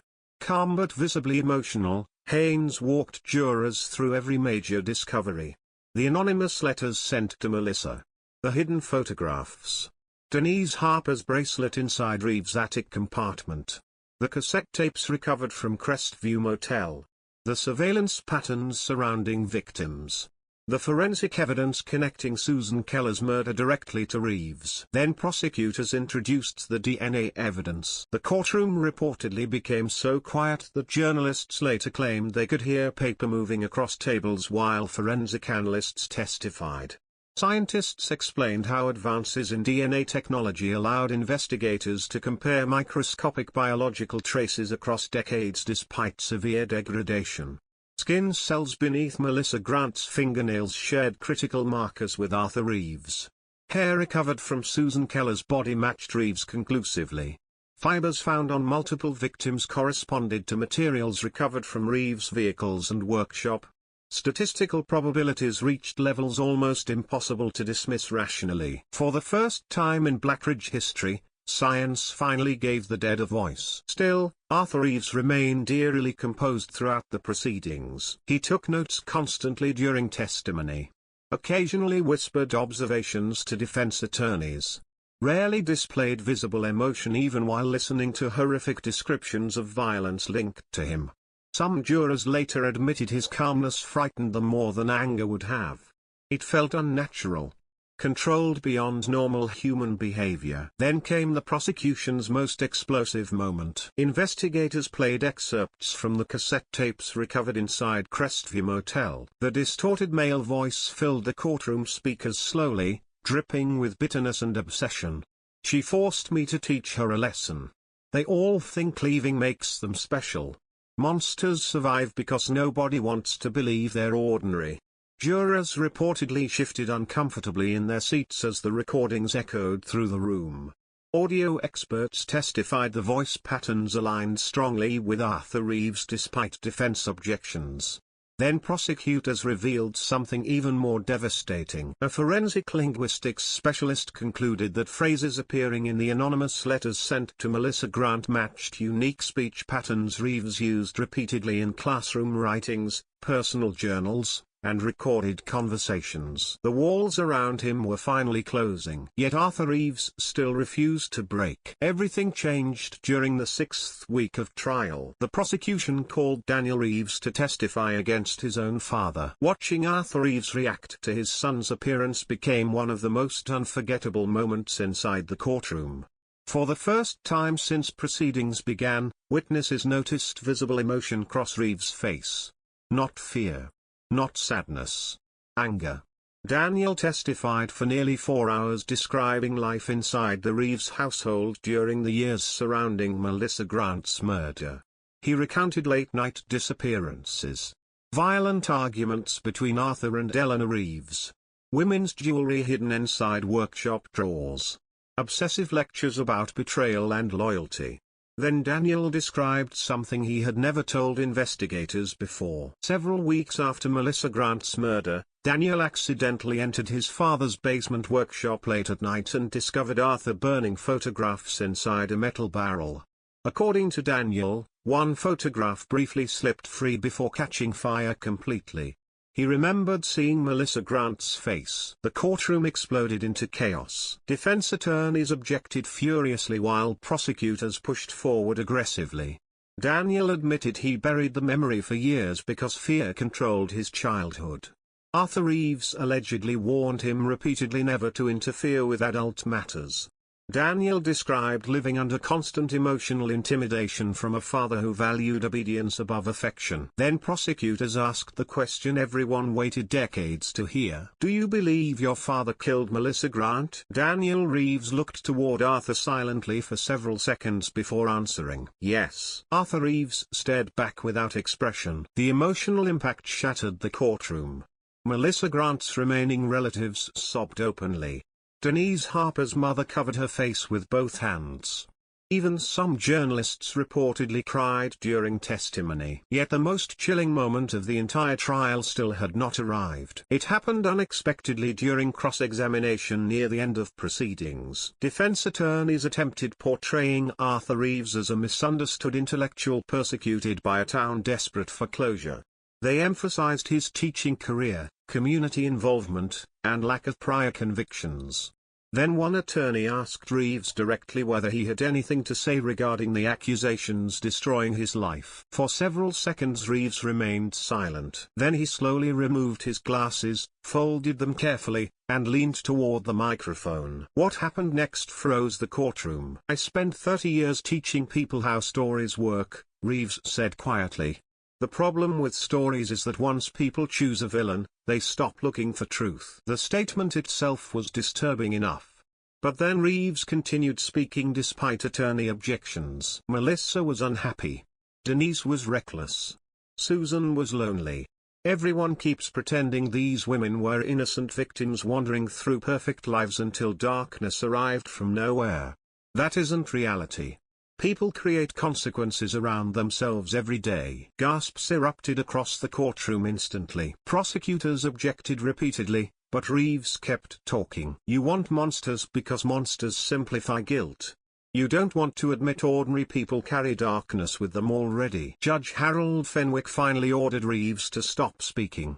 But the damage was done. Because for the first time publicly, Arthur Reeves sounded less like an innocent man defending himself and more like someone rationalizing the suffering of dead women. Deputy Laura Haynes later admitted that moment confirmed everything she believed for years. Reeves viewed his victims not as human beings but as disappointments requiring punishment. The trial lasted nearly 3 months. By the time closing arguments began, Blackridge looked emotionally exhausted beyond recognition. Businesses closed early so employees could watch courtroom coverage. Families argued bitterly over Reeves' guilt or innocence during dinner conversations. Former students contacted hotlines sharing memories investigators never heard before. The entire town felt trapped inside a decades-old nightmare finally reaching its final chapter. Then the jury disappeared for deliberation. Arthur Reeves remained expressionless while deputies escorted him from the courtroom. Outside, snow began falling over Blackridge for the first time that winter. And for the first time in 42 years, the town waited not for another body, another disappearance, or another unanswered question. It waited for judgment. The jury deliberated for 4 days while Blackridge held its breath. Businesses turned televisions toward customers. Radios played non-stop courthouse updates between songs and advertisements. Every diner, grocery store, and gas station became a gathering point where strangers spoke in whispers about Arthur Reeves and the women whose names had haunted the town for more than 2 decades. Snow continued falling across Blackridge in slow, heavy sheets, covering roads, rooftops, and the football field where Melissa Grant's body had been discovered 42 years earlier. It felt as though the entire town had frozen in place waiting for a single sentence that might finally end the nightmare. Inside the courthouse, tension became unbearable. Arthur Reeves spent deliberations seated quietly beside his attorneys reading paperback novels while cameras tracked his every movement. He appeared almost detached from the chaos surrounding him, as though the trial itself interested him intellectually more than emotionally. Reporters noted how Reeves rarely interacted with anyone unless necessary. He simply waited. Calm. Patient. Controlled. The families of Melissa Grant, Denise Harper, and Susan Keller reacted differently. They barely slept. Melissa's younger sister reportedly carried one of Melissa's old bookstore receipts inside her coat pocket throughout deliberations because it was one of the last physical traces connected to her before death.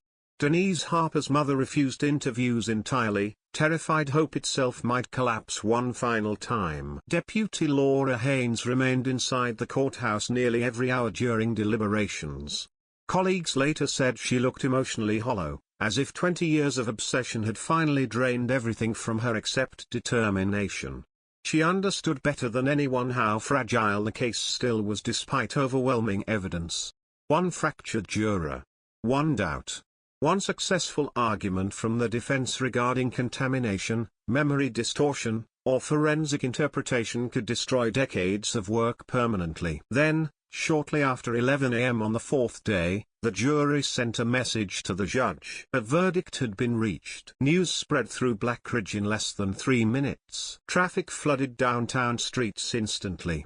Reporters sprinted toward courthouse entrances while helicopters repositioned overhead broadcasting live images nationwide.